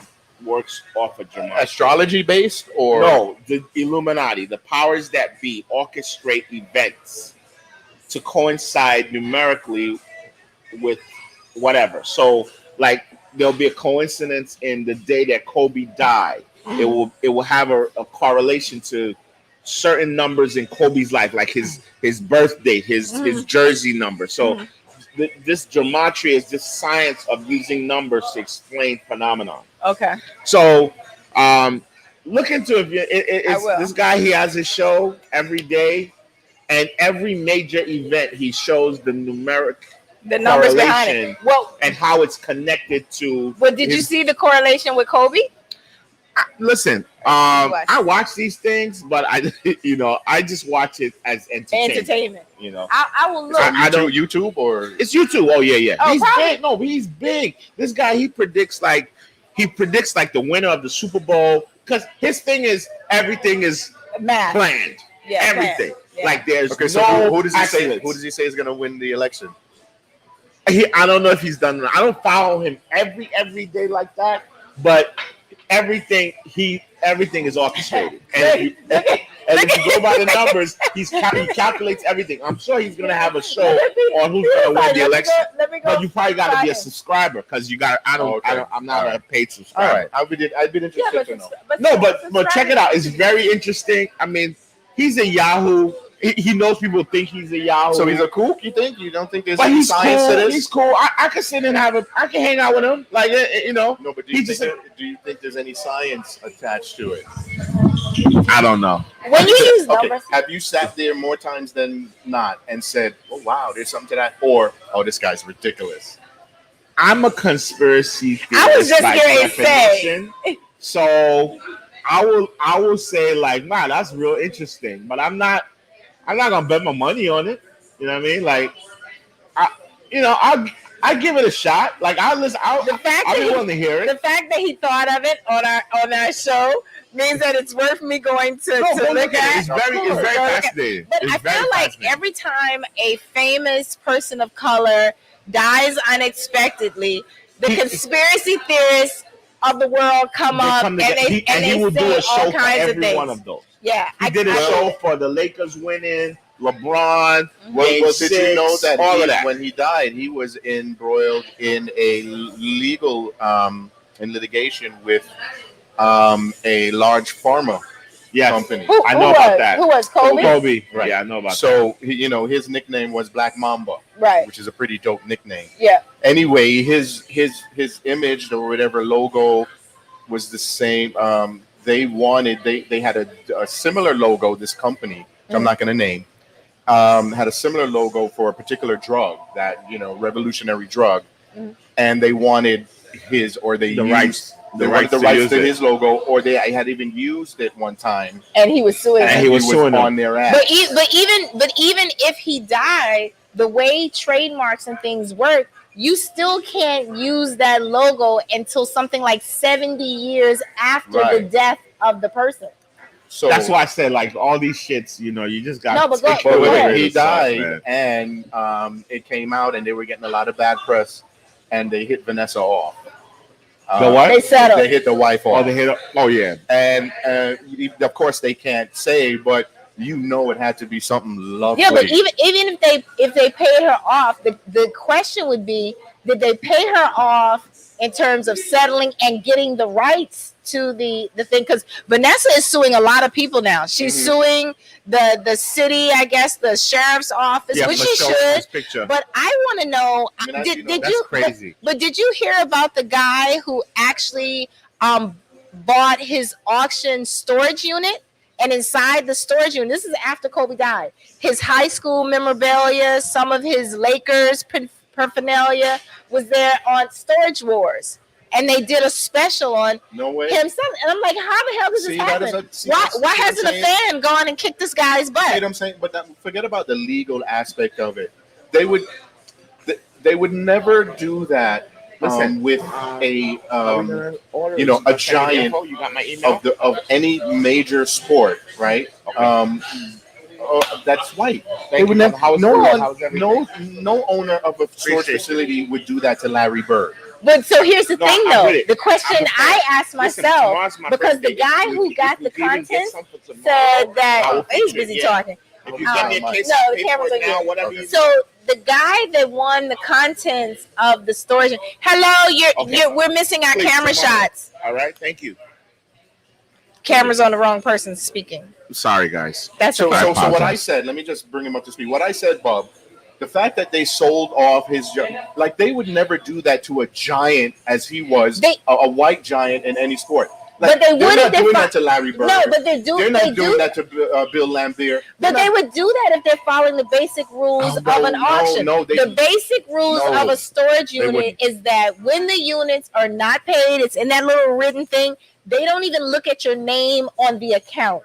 It goes X amount of days. But what was funny to me was the rules are supposed to be, at least in the state of New York, on the third month that you don't pay, the unit goes up for auction. But this is in California, which means maybe he already hadn't paid it because he always does pay it.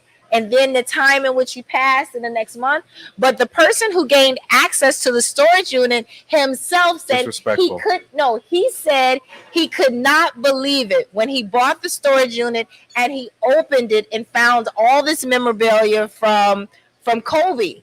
And what was interesting to me is, first thing I said, well, why didn't he try to contact the family? He immediately started auctioning, from my understanding, auctioning off the pieces. So people bought items that were in the storage unit. And I was like, well, wait till his wife hears about this, because I'm sure she's going to try to get the items back. It seems like she's been really, like, she's no joke. Like she's been official. She's been coming after folks. She's official. Yeah, I think she needed time to mourn, and then you take that same energy, and then it becomes okay, let me go now and take care of these people who took advantage of my husband while. And you know, Kobe had a very weird, strange, nasty relationship with his family, his parents. His parents. Like, yeah, that to me it was very disappointing. I didn't know. No, like, it was, to me, it was like, ongoing. I don't, Well, his mother tried to sell some of his stuff. Like, She to wasn't me, happy man, with the like, house your again. parents are golden, man. Like, you shouldn't ever have a beef.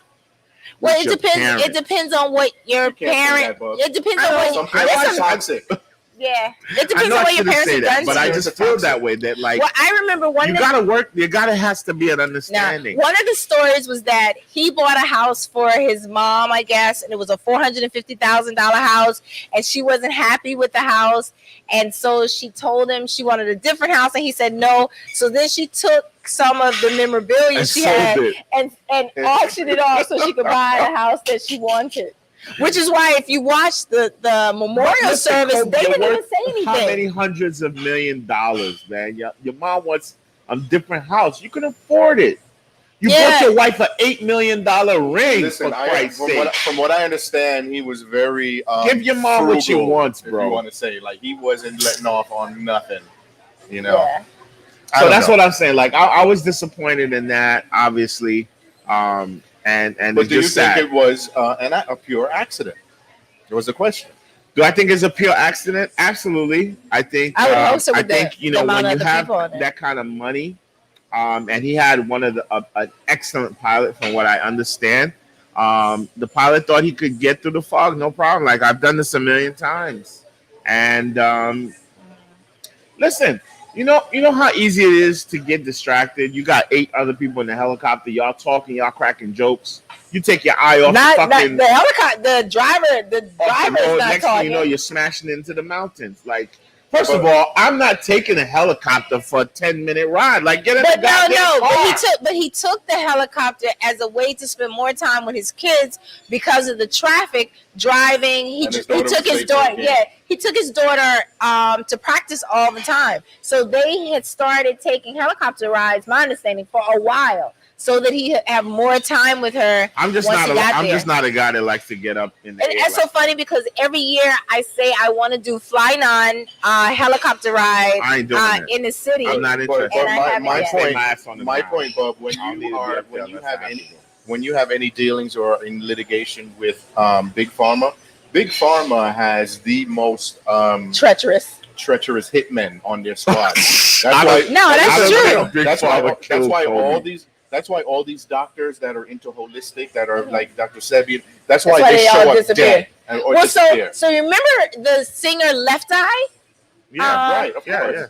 That was They killed part her. of part of Right. supposedly she was whenever killed you as have well. any type of dealings and you're in litigation with them for what could be probably close to $1 billion, and then you all of a sudden have an accident, you gotta, And you know what the common theme about all this shit is?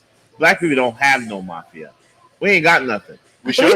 We don't too have busy no. fight. We too Nobody's busy scared of fighting us. We each don't other. do nothing. We should though. We don't have nobody that's scared of us. We don't send nobody after nobody. We send people after Oh each my other. God. That's the problem. Show me what industry. only in the hood. Show me what. Listen. Show me what industry. I know some people that people scared Show me of. what industry or industrial giant in America that did not have their goons, right? Yeah. The Kennedys, the Vanderbilts, the Fords. The They all Kennedys had got their off. goons. Yeah. He said they got off. Who? JFK and And- Robert. But they had and their George. goons. They were drug runners. I mean, they were they were bootleggers. And They the were- good they looking were one. rum Which one runners. was the good looking one? George? Robert. Robert Yeah. Kennedy. I They liked were him. rum runners. You know Oh, the that, right? magazine I name didn't was know George. They started off as bootleggers, rum runners, distributors when during Prohibition. Okay, I'm So- talking in the 60s. Oh, well, whatever. You're talking about their dads. I'm talking about their origins. I don't Okay. care when. I'm Yeah. talking about their origins. So yeah, we should have our goons, but So let's start our own mafia. Do you guys want to join? That was Joe. Hey guys, we're gonna start our own mafia. Sign up right outside dining. I can see the cop like this. by your own Pay them a visit. by your own admission, man. Yeah, take your COVID test This and is sign easy. up for the mafia. All right. So what's on the what's going on? What's going on? So we got like 20 minutes left to go before the night gets really good. I'm into this football game. I'm not a Giants fan anymore. Can we talk sports a little bit? Sure. Yeah, All right. So since I can't be on Monday Night Sports. yeah, we missed the show. I really apologize to the guys. I was just dead ass tired. We had a wedding that day. I was up from 5, I 6 saw the in the pictures. They were morning. beautiful. They look Yes, amazing. you know, Oh, someone. trying to get here, Oh, I'm sorry. and I just couldn't. You know, once the wedding was over, I wanted to go home. I just couldn't. Sure. So the guys, I apologize, AP, Ty. So we just gonna do a little sports action. New England embarrassed themselves against You're Denver. about I to tell just us want to about put the that out. Giants. Yeah. So anyway, the Giants won their first game last week First in how long? So in a long time. what's their record? First this year. What's their record? 1-4, 1-5. I was gonna say something 1 crazy and like something. that. Dismal. And it's a short week, so they're playing in Philly tonight. Philly, half of the team is hurt, and So maybe they'll get a second win. that's what we're. That's so. If Let's go I put my Giants. How's their $10 on QB? the Giants. How's Philly's QB? It's the same guy. He's overrated. You know, Wentz, he's just one of those guys, man. He some days he plays like trash, some days he plays like a winner. We're just hoping the Giants do have, some very exciting linebackers for the first time in a long time. They got some good linebackers, and they have one good corner that probably can make the Pro Bowl. So the Giants got people you actually want to watch, you know. And then the rest of the team is a work in progress. They got a good receiver called Slayton. They got a tight end that has all the talent in the world, but still has not earned his money, still has not lived up to the expectation. Obviously, the quarterback was a lot of controversy in drafting this guy, Daniel Jones, and he's not – it seems like he's regressed. Last year, his rookie year, he seemed to be much better than what he's looking to be now. He's prone to turning over the ball. I don't know if he got small hands or butter in his hands, but he's always turning over the ball. But I think the coach, Joe Judge, is an excellent guy. I think he has the team under control. I think he's getting that team disciplined. He reminds me of a Bill Parcells. So you understand his confidence in butter hands for now. Is that what you're saying? No, listen, I don't know what the hell's going on with Jones, but I know that coach will have a good team in 5 years. Okay. He will have a solid, respectable team in 5 years. It's like, you know, he's fixing things, you know, and that's what you want. For the last how many years, Giants just had no direction. especially with Eli Manning at the helm. So I'm very excited to watch the game. I'm very excited about the debate. I So think you're gonna be yeah, I have two TVs. One's gonna be on sports with the volume down, and one's gonna be on the debate. Yeah, I'm gonna volume watch up. the debate tonight. I think it's gonna be fun. And tomorrow I wake up. It's my birthday. Yay! Happy before We're birthday, gonna bud. have. Wait, did Miss Olive make a cake? You know what? And that's what I meant to tell you when I was talking to you on the phone the other Maybe day. tomorrow we'll find out. If Miss Olive made a cake. But I'm sure we'll. She's in charge of that. Let's put it like that. If she's watching, she knows she's in charge. Miss Olive. She's in charge of the cake. And we'll hope to have some couple of friends over. Are you gonna do a little something tomorrow? Whoever shows up, man. Like it's one of those things where I really, usually I have a party and it's really crazy, but I can't really do that this year. So I didn't really plan a party. I just told people I'll be here. It's very real loud. Well, because we're practicing social It's usually distancing. mayhem up in here when it's your birthday. So yeah. So we're not going. It's just Social because of distancing. COVID. People just can't operate the way they normally Right. do. Yeah. So, but it should be a good environment. We have a lot of reservations. We have a lot of people that'll be in here dining, having a good time, celebrating their own birthdays. So I'm just gonna join in. I'm gonna fit in. I do not want to get drunk. I just want to be nice. I'm gonna tell you right now, if you're coming out, I'm drinking Azul. I'm probably gonna charge about $40 or $50 a shot for it. Woo! If you don't want to pay that, Stay home. I don't need a drink.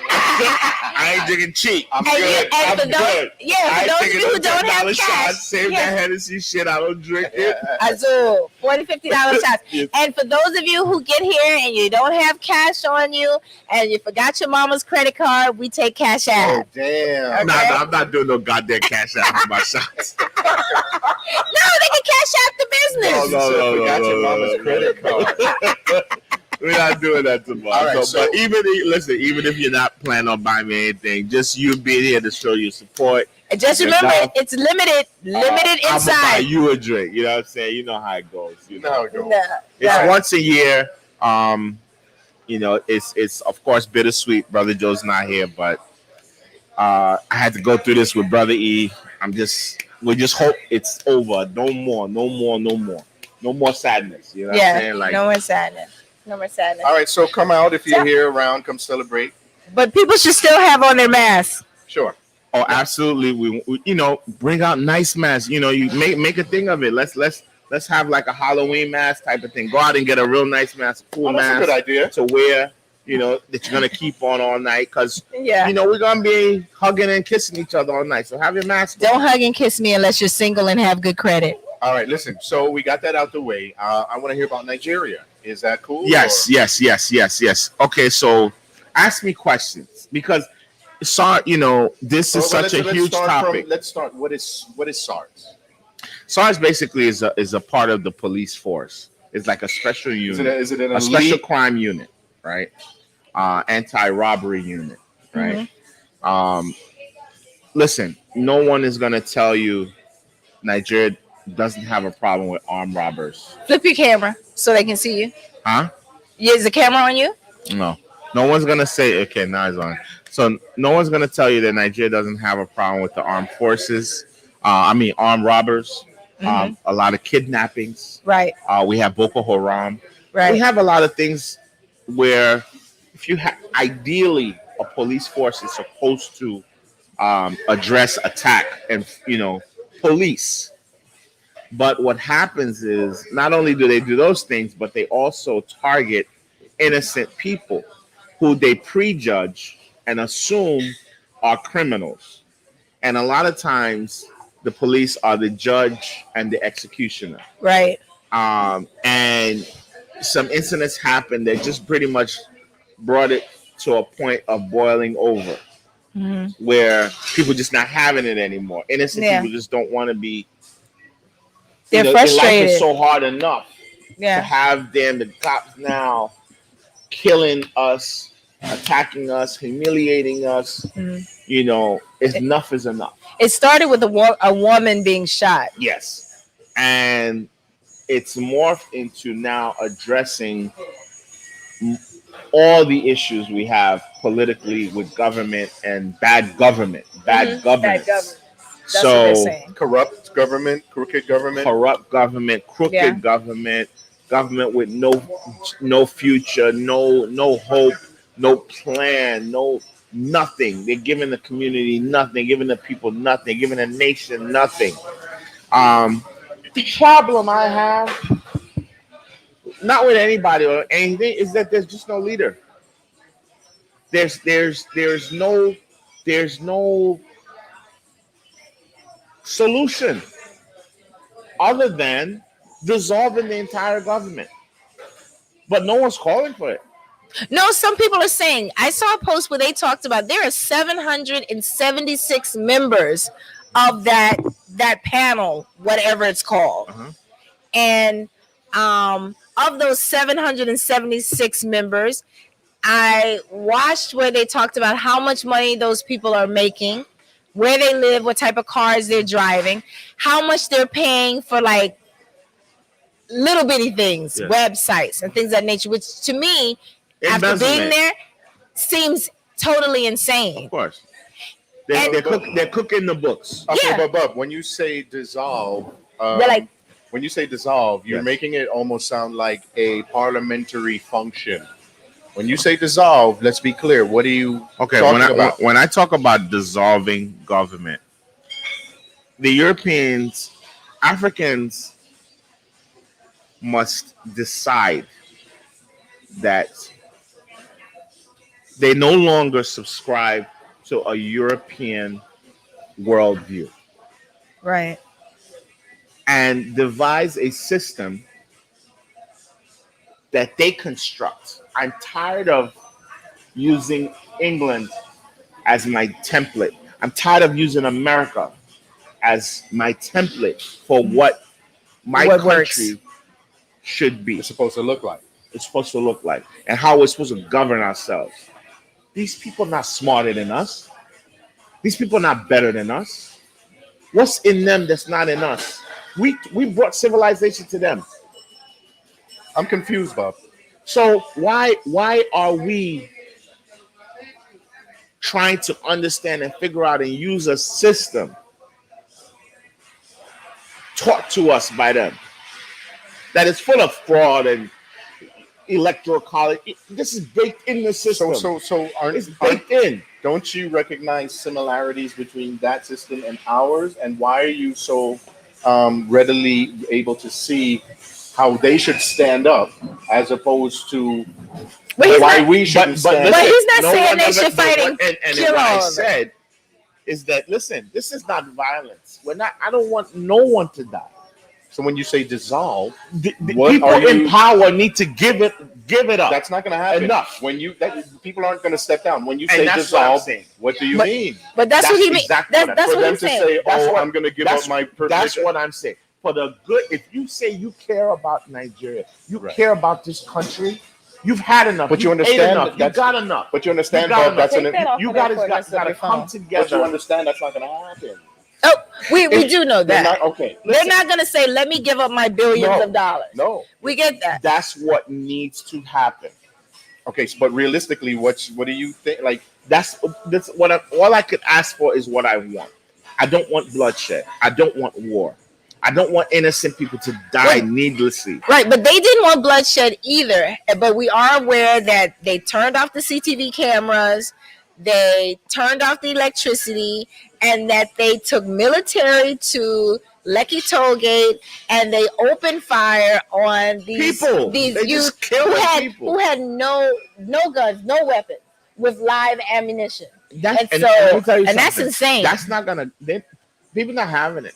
Yeah, no. So they set They're about not having it. They set about 200 cars on fire. Yeah, they're burning down Lekki. Burn down the country. Yeah, but then what you want us to do in America is happening in Nigeria. Yeah, it is. But what they're not thinking about is also the same things that we talked about, ironically, during our civil unrest in places like Michigan and wherever they were when they were burning down places.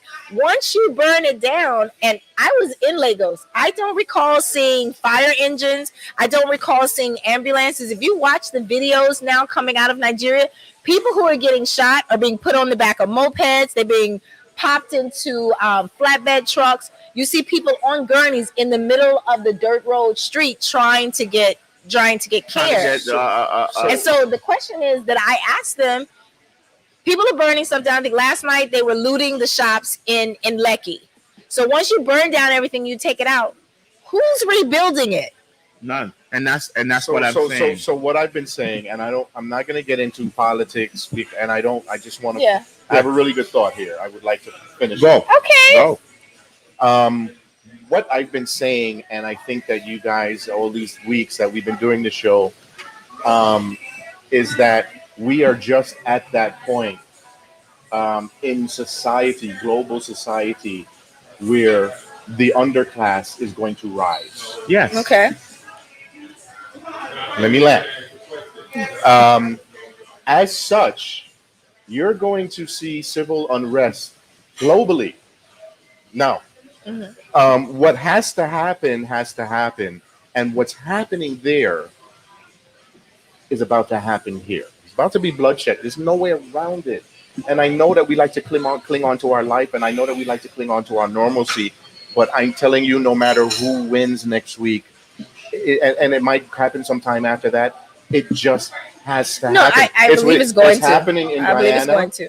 Yeah. It's happening in there are a couple countries. You're right. There's a lot of countries where people are just fed up of the bullshit. And they're getting courage from seeing other people doing it. They're getting courage with what the momentum that we have with the Black Lives Matter and how things that they're watching, and they are empowered by what they're seeing. They are. And Spain did it too. The Brazil horse is out the barn, folks. Yeah, Brazil Honestly. did it also. Peter, I do not, and like I said, I do not disagree with you in that a revolution is needed. Can't hear you again. What I don't want is bloodshed. There's no And revolution like I without said, but here's what I'm not. I can't prevent it.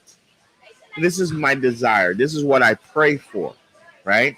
That more lives, innocent lives, are not lost. That people, that humanity, can understand that the old world no longer fits. It's done. And these people step down. It's happened before. People have stepped down and say, you know what? You got it. You're right. But Step down. But it would take Buhari. That's his name. It would take him setting down. But again, Bob, Look, that's an impossibility. even down to the name Nigeria needs to be abolished. Why you say that? Because of the origin, which you The educated origins me in of it. something I didn't I know. don't know. Nigger area. The Nigger River. Niger, isn't it Niger or The nigger. The Nigger River. The Nigger area. We didn't name ourselves Nigeria. I'm Yoruba. I'm Igbo. I'm Hausa. I'm Fulani. I'm Ishakiri. I'm Urobo.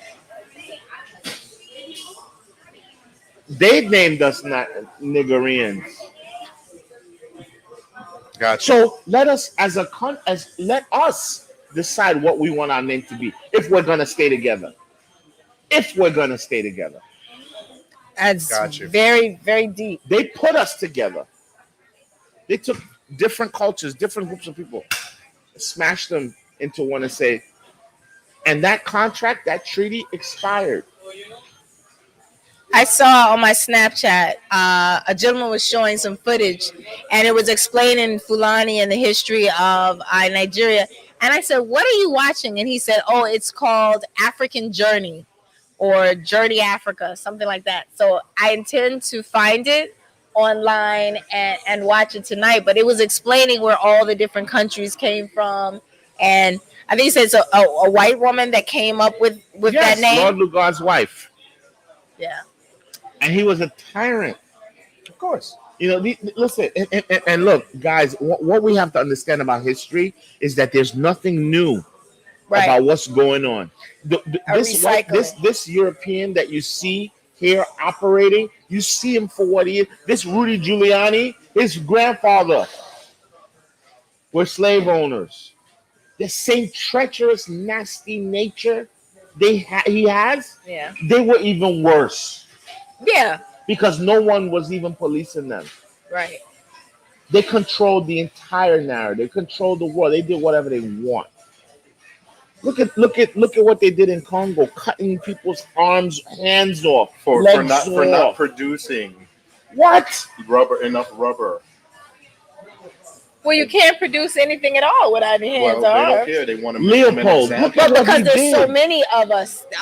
So many people. How many people are in Nigeria? Nigeria went. Listen, we talk 300 million people. That's what I Who thought. even knows? No, but when you maybe have, a billion, we don't even know. yeah, when you We don't have do that it. amount We of don't have people, no national That's the ID. thing. No one ever We're counted. still basing that off of their narrative. Off of their narrative. well, no, a young man that I went live with, that's what he said to me. He said how many hundreds of millions of people there are in Nigeria, and You know, so it's this is what I mean. Like when we talk about Wakanda, like that's why I love Black Panther, because it resonated to me in saying this is exactly what we need to do. We have all the resources. We have the That was a cobalt. powerful movie. We have the gold. We Very have powerful. the diamonds.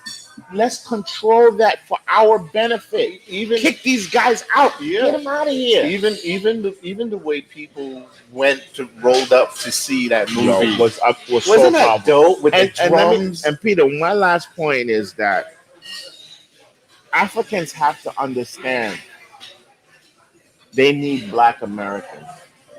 They need Absolutely. Black Caribbeans. Absolutely. The science, the technology, the know-how. We've lived with the European long enough to understand what's working and what's not going to work.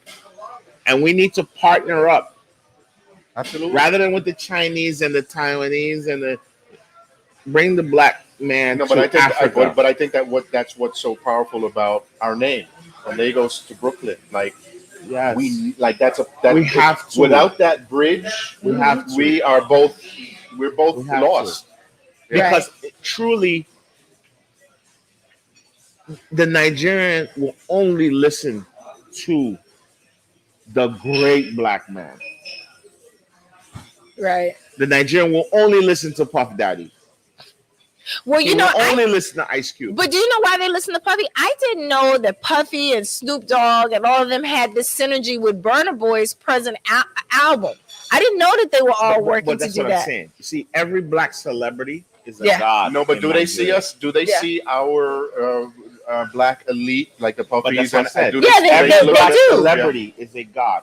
Every Yeah. Black person is a first-class citizen. So Yeah. you go to Nigeria today, you've been there. Yeah. You're first-class citizen. You walk in, Yeah. someone's carrying your bag, Yeah. someone's Is cooking that your right? food. Yeah. That's Well, standard. a lot so of now it has the to do Black with status. celebrity now is Even God. above Is that that. because they want that Yankee dollar for tail? No, it's just It's- they see you have On- achieved But they're still on trying this to do. stage Yeah. to be that person in this stage, Yeah. on this racist ass stage, Yeah. to dominate and be that dude. Yeah. You are the dude back home too. That's So nice. we're gonna It is. listen. I That's didn't know what It that is.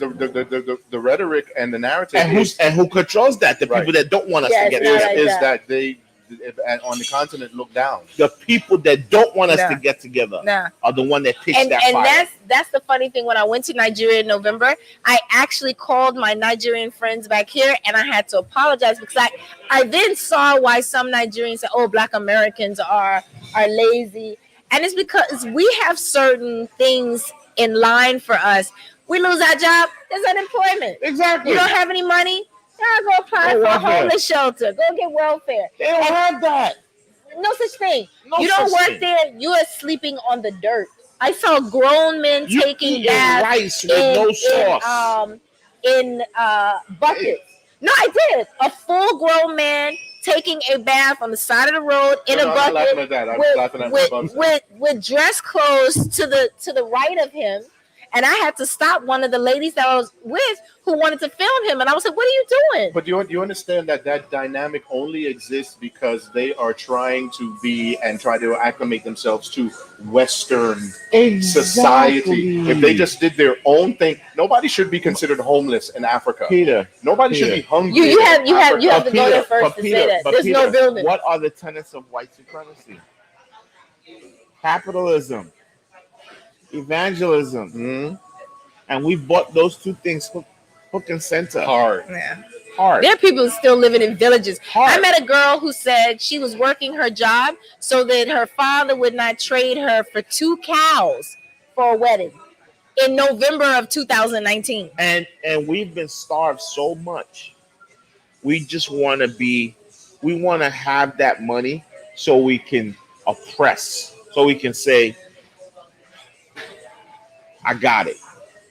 See, that's the other problem. Like, we get money and we look down. So I get this contract, I become rich.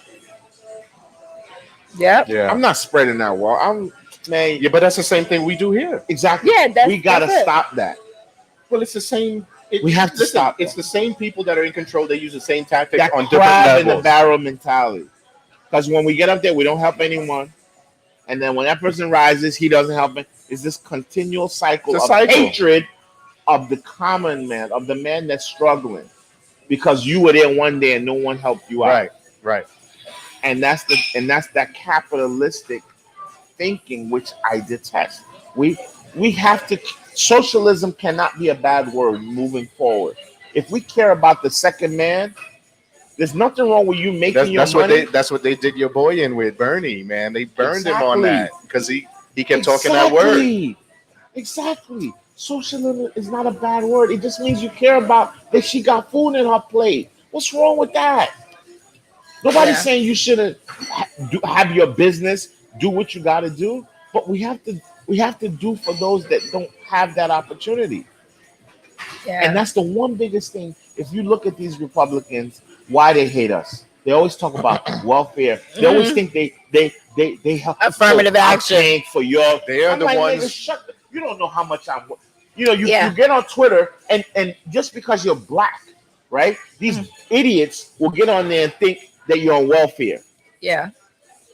Yeah, but the numbers say that they are the majority of the ones that are receiving government welfare and subsidy. But in their mind, they think they're carrying us. They're carrying you. Well, they've been lied to. The narrative lies to us just as much as it lies to them. Okay. So anyway, listen, we got to wrap this up, right?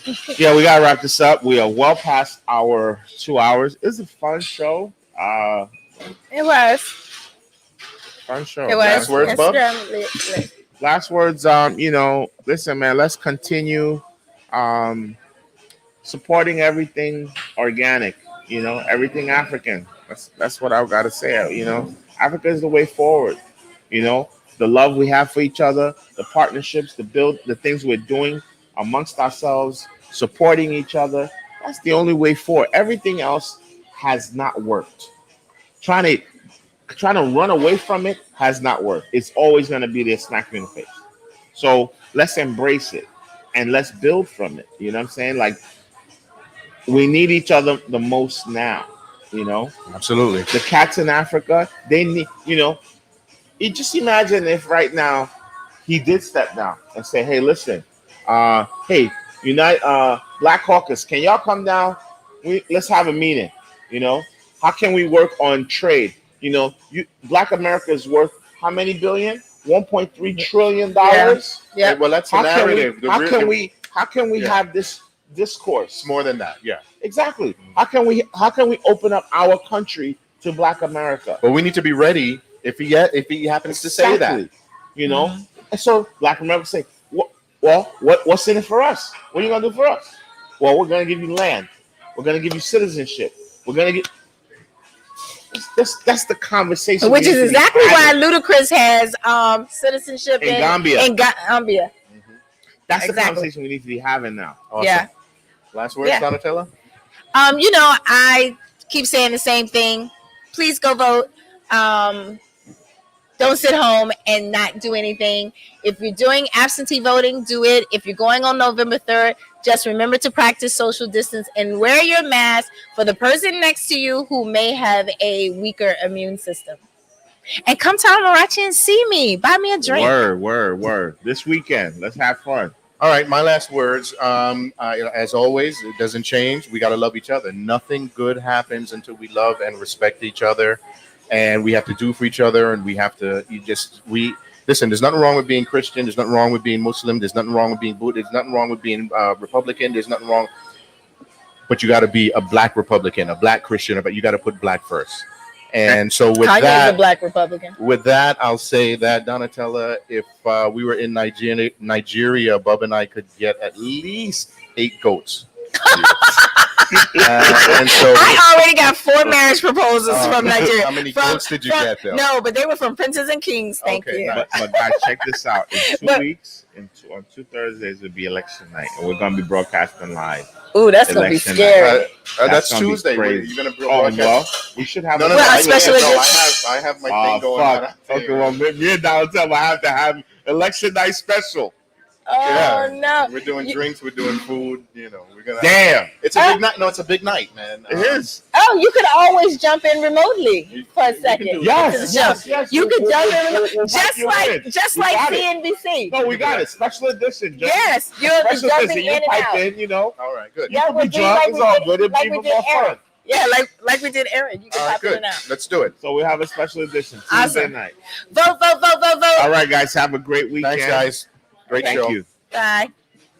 But that's in 2 weeks. We'll be back here.